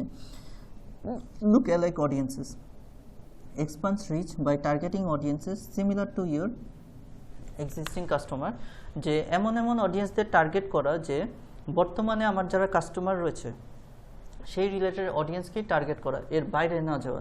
দেন আমরা তো কালকে অনেকগুলো দেখেছিলাম, ডেমোগ্রাফি দেখেছিলাম, ইন্টারেস্ট দেখেছিলাম, 3টা সেক্টর দেখেছিলাম অডিয়েন্স টার্গেট করার জন্য, ঠিক আছে। আর হচ্ছে এডুকেশন দেখেছিলাম। এখন সব প্রোডাক্ট সব সেক্টরের সাথে যায় না, ঠিক আছে, সব প্রোডাক্ট সব সেক্টরের সাথে যায় না। তো আপনার প্রোডাক্টের এক্সিস্টিং মানে একটা আপনার যে ফিজিক্যাল দোকান রয়েছে সেটার কাস্টমার যারা সেরকম রিলেটেড মানুষকেই যেন টার্গেট করা হয়, তাহলে দেখা যায় কি সাকসেস হওয়ার সম্ভাবনা বেশি থাকে। এটাকে বলে লুক অ্যালাইক অডিয়েন্সেস, ওকে। আর হচ্ছে ফ্রিকোয়েন্সিকে avoid showing ads too often to the same people to prevent. আচ্ছা, কিছু কিছু অডিয়েন্স দেখবেন কালকে যখন আমি ক্লিক করতেছিলাম সেম হয়ে যাচ্ছিল, ঠিক আছে, বুঝাই যাচ্ছিল যে এটা অ্যাভয়েড করা যেত, এটা না ক্লিক করলেও হতো। তো বেশি অডিয়েন্স রাখা মানেই যে হচ্ছে গিয়ে ভালো টার্গেটিং করা নট নেসেসারি, আপনার বাজেটটা বাড়তে থাকবে অযথাই, ঠিক আছে, ওকে। তো হচ্ছে এটাকে বলে ফ্রিকোয়েন্সি ক্যাপ। ফ্রিকোয়েন্ট মানে বুঝেন ফ্রিকোয়েন্টলি ঘটা, মানে বারবার ঘটা। তো ওইটার মধ্যে ক্যাপ পরিয়ে দেওয়া মানে আটকিয়ে দেওয়া, যে টাইপের অডিয়েন্সগুলো আপনি অলরেডি টার্গেট করে ফেলেছেন আবার নেক্সট স্টেজে যেন সেম টাইপের মানুষকে না টার্গেট করা হয়, ঠিক আছে, তাহলে অযথা আপনার বাজেট বাড়বে, আপনার সাকসেসটা আসবে না, ঠিক আছে। এই হচ্ছে গিয়ে তার কিছু গাইডলাইন্স ছিল, ওকে। এরপরে আমরা যে জিনিসটা জানবো যে কোনো স্ট্যান্ডার্ডস আছে নাকি, ঠিক আছে, যে standards of Facebook ad campaign, ঠিক আছে, কোনো নীতিমালা আছে নাকি, ঠিক আমরা গাইডলাইনগুলো শিখলাম, স্টেপগুলো শিখলাম, তাদের কোনো নীতিমালা আছে নাকি। হ্যাঁ, কিছু পলিসিস আছে, সেগুলো আমাদেরকে জানতে হবে। যেমন প্রোহিবিটেড কন্টেন্ট করলাম না, এগুলাই মানে আমরা এখন একদম যে লাস্ট টপিকটা যে কিছু রেস্ট্রিকশনস, কিছু হচ্ছে নীতিমালা আছে নাকি, সেই জায়গাগুলোতে আমরা চলে আসছি, ঠিক আছে। সো প্রথমে কি ফেসবুক অ্যাডভার্টাইজিং পলিসিস, যে ফেসবুকে যে অ্যাড চালাবো আমাকে কি কি পলিসি মাথায় রাখতে হবে, ঠিক আছে, কি কি রেস্ট্রিকশন মাথায় রাখতে হবে। Facebook maintains strict advertising policy, খুব স্ট্রিক্টলি ফলো করা হয়ে থাকে to protect users experience and maintain platform integrity, যে এই যে একটা প্ল্যাটফর্ম ইন্টিগ্রিটি মানে বুঝেন সততা, যে এই প্ল্যাটফর্ম থেকে ভালো একটা কিছু অ্যাচিভ হবে, এই জন্য সে কিছু স্ট্রিক্ট পলিসি রেখেছে, ঠিক আছে। আচ্ছা, সাম ক্রিটিক্যাল, কিছু গুরুত্বপূর্ণ, ক্রিটিক্যাল মানে কিছু গুরুত্বপূর্ণ পলিসি নিয়ে এখন আমরা আলোচনা করব। সো প্রথমটা অলরেডি আমরা আলোচনা করে ফেলেছি, প্রহিবিটেড কন্টেন্ট, যেগুলো নিষিদ্ধ কন্টেন্ট, ঠিক আছে, মিসলিডিং হতে পারে, ডিসক্রিমিনেন্সি প্র্যাকটিস। এই যে ডিসক্রিমিনেন্সি প্র্যাকটিস, ডিসক্রিমিনেশন বুঝেন, ডিসক্রিমিনেশন যে এক জাতিকে বড় করে দেখানো আরেকজনকে ছোট করে দেখানো, এই টাইপের কন্টেন্টগুলো যেন অ্যাভয়েড করি আমরা অ্যাড চালানোর ক্ষেত্রে, ঠিক আছে, ওইটা আমরা বুঝেছি। অ্যাডাল্ট কন্টেন্ট অর হচ্ছে গিয়ে নিউডিটি, এটা হচ্ছে গিয়ে কি আপনি অ্যাডাল্ট কন্টেন্ট মানে 18+ বা 16+ যে কন্টেন্টগুলোকে বলা হয়ে থাকে, আপনি যদি ফেসবুকে নর্মাল ভিডিও ছাড়েন বা রিল ছাড়েন, এটাকে ফেসবুক আটকাতে পারবে না, ঠিক আছে, কারণ এটা ওই যে পাবলিক করে দেওয়া হয় তো ছাড়ে। বাট অ্যাড চালাতে গেলে তখন এটাকে নিয়ে আপনি ছাড়বেন, যে আপনি এমন একটা পেজের অ্যাড চালাচ্ছেন যেখানে হচ্ছে গিয়ে অ্যাডাল্ট কন্টেন্ট ছাড়া হতে, ওই পেজের অ্যাডটা ছাড়তে পারবেন না। আপনি এমনি পাবলিক হিসেবে আপনি র ভিডিও ছাড়তে পারেন, দ্যাটস ডিফারেন্ট, আপনার পাবলিক হচ্ছে গিয়ে ওইটা আপনার রাইট আছে। বাট এটা নিয়ে কোনো অ্যাড চালাতে পারবেন না, যে মানুষজন যেন এই পেজেই যায় ইয়ে চায়, এটা দিয়ে কখনোই অ্যাড চালাতে পারবেন না। যে পেজ অ্যাড চালাবে তারটা রেস্ট্রিকশন করে দিবে ফেসবুক, এটা নিয়ে নিশ্চিত থাকে। আপনি এমনি র ভিডিও ছাড়তেই পারেন, এরকম কত হাজার হাজার লাখ লাখ ভিডিও বের হচ্ছে অ্যাডাল্ট কন্টেন্ট, বাট কোনো পেজের অ্যাড চালানো যাবে না, ঠিক আছে, ওকে ফাইন। এরপরে হচ্ছে গিয়ে সেনশনাইজড অর শকিং কন্টেন্ট, এই যে একই, আচ্ছা, সেনশনাইজড অর শকিং কন্টেন্ট, এই যে আমাদের যে ইয়েটা, এই যে আন্দোলনটা যে হলো, যেমন এই আবু সাইদের যে মার্ডারটা, ঠিক আছে, মুগ্ধরটা তো জাস্ট ও ক্লান্ত হয়ে পড়েছিল, ওর গুলি লাগানোটা দেখা যায়, বাট আবু সাইদেরটা ডিরেক্টলি পুরোটা শ্যুট হয়েছে, ঠিক আছে। এখন ওই যে এগেইন এটা নিয়ে আপনি র ভিডিও ছাড়তে পারেন, এটা নিয়ে ফেসবুক কিছু যেমন এই যে তখন যে তথ্য মন্ত্রণালয় থেকে ডাকা হয়েছিল ফেসবুককে, এটা কি ভিডিওটা অফ হয়ে গিয়েছিল? ভিডিও কিন্তু পাবলিক অন আছে। র ভিডিও এটা ফেসবুক স্বাধীনতা দিয়ে রেখেছে, এই জন্যই তো পাবলিক অপশন দিয়ে রেখেছে যে আপনি র ভিডিও পাবলিক ছাড়তে, এটা কিন্তু আপনি যদি এটা নিয়ে পেজ খুলেন, যে আপনি হচ্ছে গিয়ে এরকম জিনিসটা নিয়ে অ্যাড চালাবেন যে এই পেজে শুধুমাত্র এরকম ডিরেক্ট শুট বা কিলিং দেখানো হয়, এই ভিডিওগুলো আছে, তখন ফেসবুক রেস্ট্রিক্ট করে দেবে। এটা শুধুমাত্র এক জায়গায় করা যায়, এটা আপনারা বুঝবেন না, ডার্ক ওয়েব নামে একটা জায়গা রয়েছে, আপনারা জানেন, আপনারা বুঝবেন না এই জিনিসটা। এটা এমন একটা ওয়েবসাইট আপনারা বলতে পারি যে যেমন গুগল, ইয়াহু, এগুলো কমন মানুষ অ্যাক্সেস করতে পারে। এখানে যে আপনি যে কোনো জিনিস সার্চ দিয়ে পেতেন। ডার্ক ওয়েব এমন একটা জায়গা, এখানে আপনাকে ওই সাইটটাতে অনেক কোডিং টোডিং জেনে হ্যাক করে ঢুকতে হবে। ওইখানে আপনি সব সেন্সিটিভ, সব ভয়ানক ভয়ানক জিনিস পাবেন, ঠিক আছে? ওইটা আমাদের পক্ষে, সাধারণ মানুষের পক্ষে যাওয়া সম্ভব না, ঠিক আছে? ওইখানে আপনি যা ইচ্ছা তাই করতে পারবেন, ওইখানে কোনো কিছু নেই। ওকে, ফাইন। তো এ গেল। আচ্ছা, আর মিডওয়্যার এগুলো আমরা হচ্ছে গিয়ে বুঝতে পারলাম যে কোনো যদি খারাপ কোনো লিঙ্ক টিং দিয়ে দেওয়া, এরকম যেন কোনো অ্যাড সেটআপের মধ্যে না থাকে। ওকে, ফাইন। এরপরে হচ্ছে কি রেস্ট্রিক্টেড কন্টেন্ট, এগুলো আমরা বুঝে গিয়েছি। অ্যালকোহল, গ্যাম্বলিং, এগুলো আমরা বুঝে গেলাম। কমিউনিটি স্ট্যান্ডার্ড, এই জিনিসটা কি? Ad must comply with Facebook community standards which emphasize respect, authenticity and safety. যে জিনিসগুলো নিয়ে অ্যাড চালানো হবে সেগুলো যেন মানুষকে, মানে মানুষের রেসপেক্টের প্রতি আঘাত না হয়, এরকম অ্যাড চালানো উচিত। অথেন্টিসিটি মানে আমরা উচ্চারণটা ভুল হয়েছে। অথেন্টিসিটি এটা মানে হচ্ছে গিয়ে একদম কারেক্ট জিনিস, ঠিক আছে? ভুল কোনো কিছু না, অথেন্টিক জিনিস। আমরা বলি না খাঁটি আর ভেজাল, ঠিক আছে? অথেন্টিক মানে খাঁটি, ওইখান থেকে অথেন্টিক, নাউন আর অ্যাডজেক্টিভ, ঠিক আছে? অথেন্টিসিটি। ওকে, সো একদম মানে সঠিক তথ্য টানতে হবে, মানুষের জন্য সেফটি হয়, এরকম জিনিস নিয়ে অ্যাড চালাতে হবে। ফাইন, বোঝা গেল। এরপর হচ্ছে কি টেকনিক্যাল অ্যান্ড ক্রিয়েটিভ স্ট্যান্ডার্ড। আচ্ছা, ad specification. Ensure your ads must, আচ্ছা, এই যে আমরা যে বললাম যে এই ধরনের কাজ বেশি পাওয়া যায়, ঠিক আছে?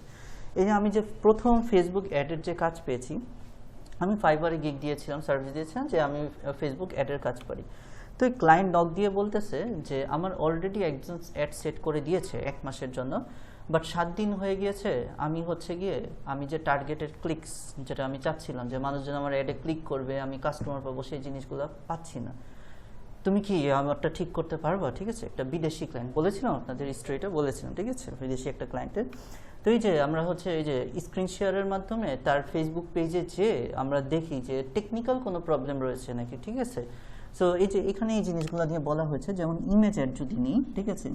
So file type JPJ or PNG খুবই ইম্পর্টেন্ট, ঠিক আছে? যে আমি যে অ্যাডের জন্য যে ছবিটা ইউজ করতেছি এগুলোই কিন্তু দেখে, ঠিক আছে? এগুলোই যদি ঠিকঠাক মতো আমি দেখে দিতে পারি, এগুলোর কারণেই ফেসবুক আটকে দেয়, আর অনেক ভালো অ্যাডও ইয়ে পায় না, আবার অনেক নর্মাল অ্যাড জাস্ট টেকনিক্যাল দিকগুলো ঠিক আছে দেখে অনেক ভালো পর্যায়ে চলে যায়।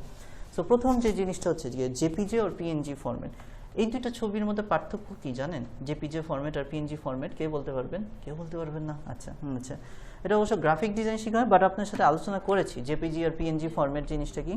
যে পিএনজি ফরম্যাট জিনিসটা যে আপনি যে ছবিটা নামাচ্ছেন সেটা ব্যাকগ্রাউন্ডটা শো করে না, ব্যাকগ্রাউন্ড কালারটা শো করে না, আর জেপিজে ফরম্যাটে শো করে। এবং এসইও করার ক্ষেত্রে আমাদের জেপিজে ফরম্যাটটা রাখতে হয়, নাহলে ওই যে টাইটেল, যেহেতু ব্যাকগ্রাউন্ড শো করে, যে টাইটেল সাবটাইটেল এগুলো দেওয়া যায় না, ঠিক আছে? তো আপনি যখন অ্যাড চালাবেন অবশ্যই যেন ছবিটা জেপিজি অথবা পিএনজি ফরম্যাটের হয়। এইটা রেকমেন্ডেড সাইজ 1200x628 পিক্সেলের যেন হতে হয়। এখন আমরা যে অ্যাড চালাবো, অ্যাডের জন্য ছবিটা কোথা থেকে ডিজাইন করব? ক্যানভা থেকে ডিজাইন করব। তো নেক্সট থিং হচ্ছে গিয়ে ক্যানভাতে আপনার ইয়ে করা যায়, কাস্টম সাইজ করা যায়, যে আপনি যে সাইজটা চাচ্ছেন সেই সাইজটাই আপনি যেন পান, ঠিক আছে? আমি একটু দেখিয়ে দিই, যেহেতু আমরা এই স্ট্যান্ডার্ডে আসলাম। ক্যানভায় আসি।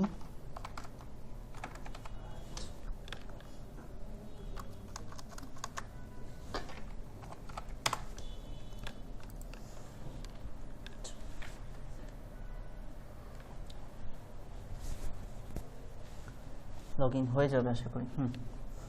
ওকে, ফাইন। আচ্ছা, এখান থেকে আপনি এই যে দেখছেন কাস্টমাইজ নামে একটা অপশন আছে, ঠিক আছে? এখানে ক্লিক করতে পারেন, ঠিক আছে? এখানে ক্লিক করে কত দৈর্ঘ্য কত প্রস্থের আপনি ছবি চান সেটা আপনি এখানে সেট করে দিতে পারেন, ঠিক আছে?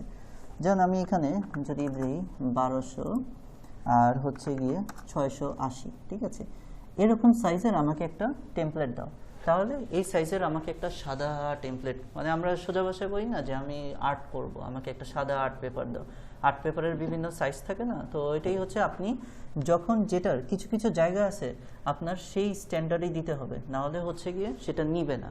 নিলেও আপনার অ্যাডটা সুন্দরভাবে পুরোটা শো করবে না, শুধুমাত্র এই ছোট্ট একটা কারণে আপনার খুব ভালো একটা কাঙ্ক্ষিত পারফরমেন্স পাবে না, ঠিক আছে? সো যখন আমরা হচ্ছে গিয়ে এই অ্যাড চেক করতে যাই যে অ্যাডটা কেন ভালো পারফর্ম করলো না, ছবিটা ফরম্যাট কি আছে এটা চেক করি, প্লাস যে ছবিটা ডিজাইন করা হয়েছে তার সাইজটা চেক করতে হয়েছে। এই যে যেটা আপনার অ্যাড ক্যাম্পেইনের ক্ষেত্রে বলা রয়েছে যে 1200x628 পিক্সেল এই সাইজের আছে নাকি, ঠিক আছে। এই সাইজের একটা টেমপ্লেটের মধ্যে আপনি এখন যা ইচ্ছা করেন, আপনি এখানে যে ইচ্ছা কালার দেন ইয়ে দেন, ডাজেন্ট ম্যাটার, সাইজটা অনেক বেশি ইম্পর্টেন্ট, কারণ এই সাইজটা বসবে, ঠিক আছে। ওকে ফাইন, সো এটা আমরা বুঝতে পারলাম। এরপরে হচ্ছে কি আমরা গাইডলাইনটায় চলে আসি। ওকে, এরপরে হচ্ছে গিয়ে মিনিমাম রেজুলেশন 1080x1080 পিক্সেল। এখন হচ্ছে গিয়ে ছবির রেজুলেশন সেট করা, ঠিক আছে। ছবির রেজুলেশন সেট করার জন্য আমি আপনাদেরকে একটা সাইট দেখিয়ে দিব, pixel.com বলা হয়ে থাকে। এখান থেকে আপনি আপনার যে ছবিটা আপনার চান যে রেজুলেশন চেঞ্জ করতে, সেগুলো রেজুলেশন চেঞ্জ করে ফেলতে পারবেন।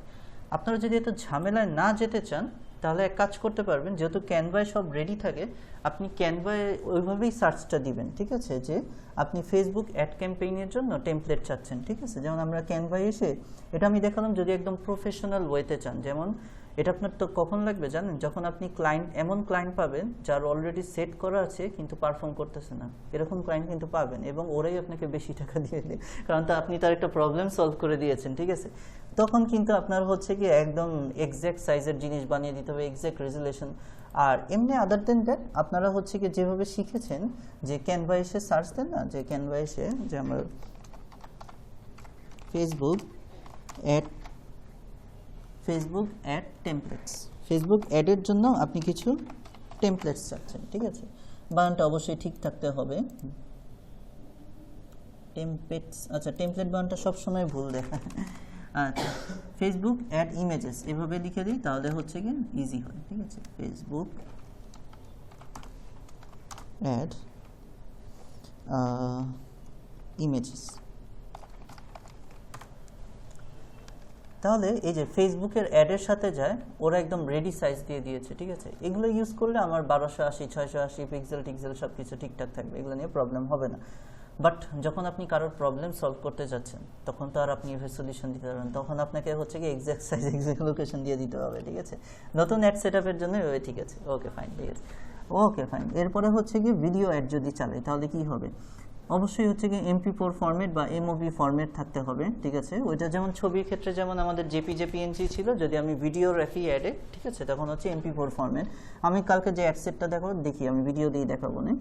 রেজুলেশন অ্যাটলিস্ট 180p, এগুলো আপনারা বুঝেন যারা একটু ইউটিউব ঘাটেন, যে এই যে পিক্সেল যে বলি, এই জিনিসগুলো কি একটু ঘোলা দেখা আর একটু ক্লিন দেখা, আর কিছু না, ঠিক আছে। এগুলো মনে হচ্ছে কত, এগুলো আসলে কিছুই না, ঠিক আছে।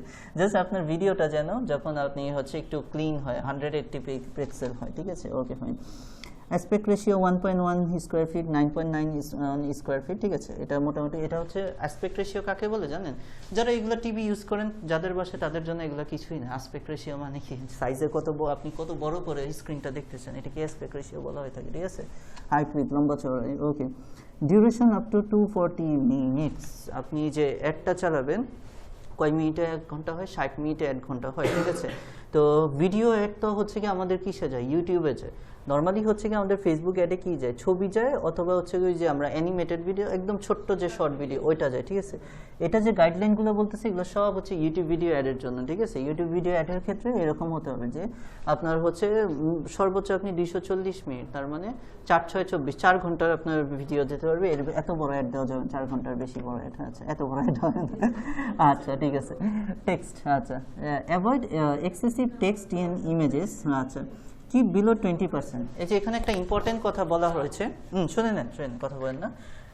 টেক্সট খুবই গুরুত্বপূর্ণ একটা জিনিস, এই কারণগুলোর জন্যই কিন্তু আপনার অ্যাডটা ভালো পারফর্ম করে না। টেক্সট মানে লেখা, ছবি ভিডিও তো দিলেন, উপরে টাইটেল দিতে হবে না, ওইটাই আমি বলতেছি, ঠিক আছে, যে 10 দিনে টাকমাথার সমাধান, ঠিক আছে, টাইটেল। তো যত কম, avoid excessive text in images, মানে ছবির মধ্যে যত কম লেখা যায় তত ভালো। 20%, যে পুরো ছবিটা যদি 100% হয়, তার 20% অংশ জাস্ট লেখা থাকবে, বাকি 80% ছবি থাকবে, ঠিক আছে। নাহলে মেইন অ্যাডের যে ছবিটা সেটাই ঢেকে যায়, ঠিক আছে, ওকে।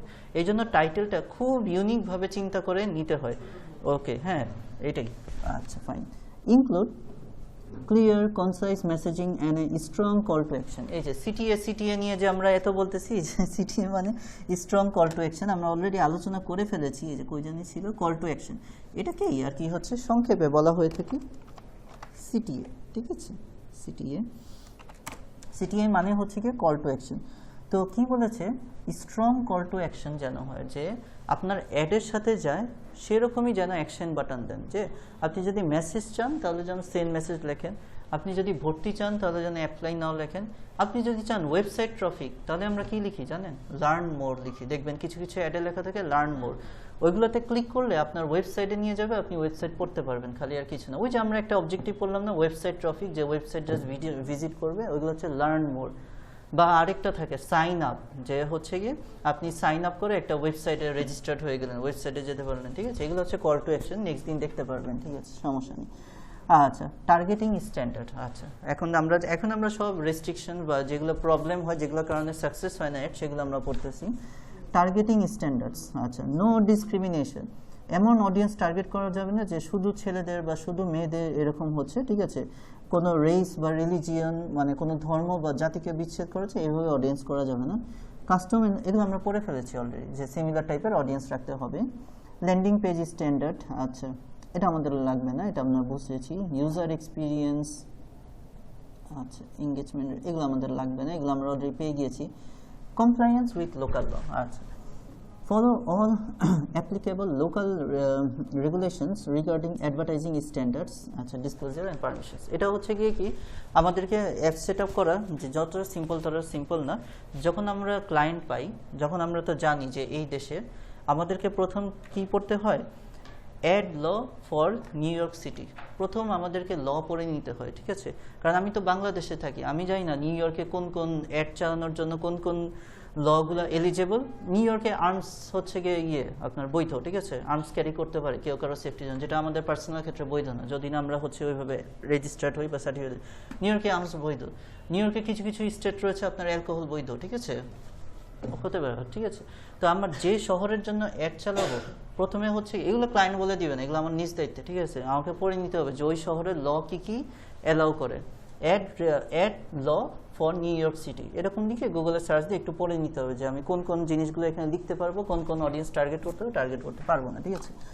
এখানে বলা হয়েছে, ঠিক আছে, যে লোকাল রেগুলেশনসগুলো যেন আমরা পড়ে নিই, যে স্থানের জন্য অ্যাড চালাচ্ছি সেগুলো আমরা যেন পড়ে নিই। ডাটা প্রাইভেসি অ্যান্ড ট্রান্সপারেন্সি, আচ্ছা ট্রান্সপারেন্সি মানে হচ্ছে কি ক্লিয়ারলি ডিসক্রাইব টার্মস কন্ডিশনস হ্যাঁ বুঝতে পারলাম। এন্ড প্রাইভেসি, আচ্ছা হেল্পফুল ইউজার্স ডেটা, এগুলো আমরা বুঝতে পারলাম যে ডাটাটা মানে আমি যে জিনিসগুলো লিখতেছি সেগুলো যেন স্পষ্ট হয়, ট্রান্সপারেন্সি স্পষ্ট হয়, এবং যেসব মানে এমন কিছু লিখবো না যেটা করে ক্লায়েন্টের প্রাইভেসি নষ্ট হয় বা অ্যাডের প্রাইভেসি নষ্ট হয়, এগুলো কোনো কিছু লিখবো না, বুঝতে পারলাম। কন্টিনিউয়াস আপডেট, লাস্ট যে পয়েন্টটা আমরা চলে আসছি, যে Facebook frequently updates its ad standards and features, regularly review updates to stay compliant and informed about new capabilities। আচ্ছা, সো এখানে যেটা বলা হয়েছে যে আজকে যে গাইডলাইনটা পড়লাম এক সপ্তাহ পর এটা নাও থাকতে পারে, ফেসবুক চেঞ্জ করে অ্যাডের স্ট্যান্ডার্ডগুলো। সো যে জিনিসটা নিয়ে আমি সার্চ দিয়েছি সেটা খুবই গুরুত্বপূর্ণ ছিল, যে কি কি স্ট্যান্ডার্ডস মানে অ্যাড চালানোর ক্ষেত্রে কোন কোন জিনিসগুলা ফলো না করার কারণে অ্যাডটা খারাপ হচ্ছে, বা আমরা রেস্ট্রিকশনগুলোর কারণে রেস্ট্রিকশন কন্টেন্ট ইউজ করার কারণে অ্যাডটা পারফর্ম করতেছে না। তো যখনই আমরা কোনো অ্যাড সেটআপের কাজ করব, অবশ্যই আগে গাইডলাইনগুলো পড়ে নিব বা হচ্ছে লগুলো পড়ে নিব, যে ওই দেশে কি কি ল রয়েছে, ফেসবুক অ্যাড বর্তমানে কি কি স্ট্যান্ডার্ড ফলো করতেছে, এগুলো পড়ে তারপর করো। কারণ যে কি বললো যে এটা কন্টিনিউয়াস আপডেট হয়, চেঞ্জ হয়, ঠিক আছে। সো আজকে আমরা যে টপিকগুলো নিয়ে আলোচনা করলাম, আশা করি সবাই মোটামুটি ক্লিয়ার হয়েছেন যে ফেসবুক অ্যাডের একদম A to Z প্র্যাকটিক্যালে যাওয়ার আগে ভিতরে যা যা কাজ করা যায় সব কিছু কনসেপ্ট আমরা জেনে গিয়েছি। আশা করি নেক্সট দিন আমরা একটা অ্যাড সেট আপ করতে পারবো, ঠিক আছে। সো আজকের ক্লাস এতটুকুই, থ্যাংক ইউ।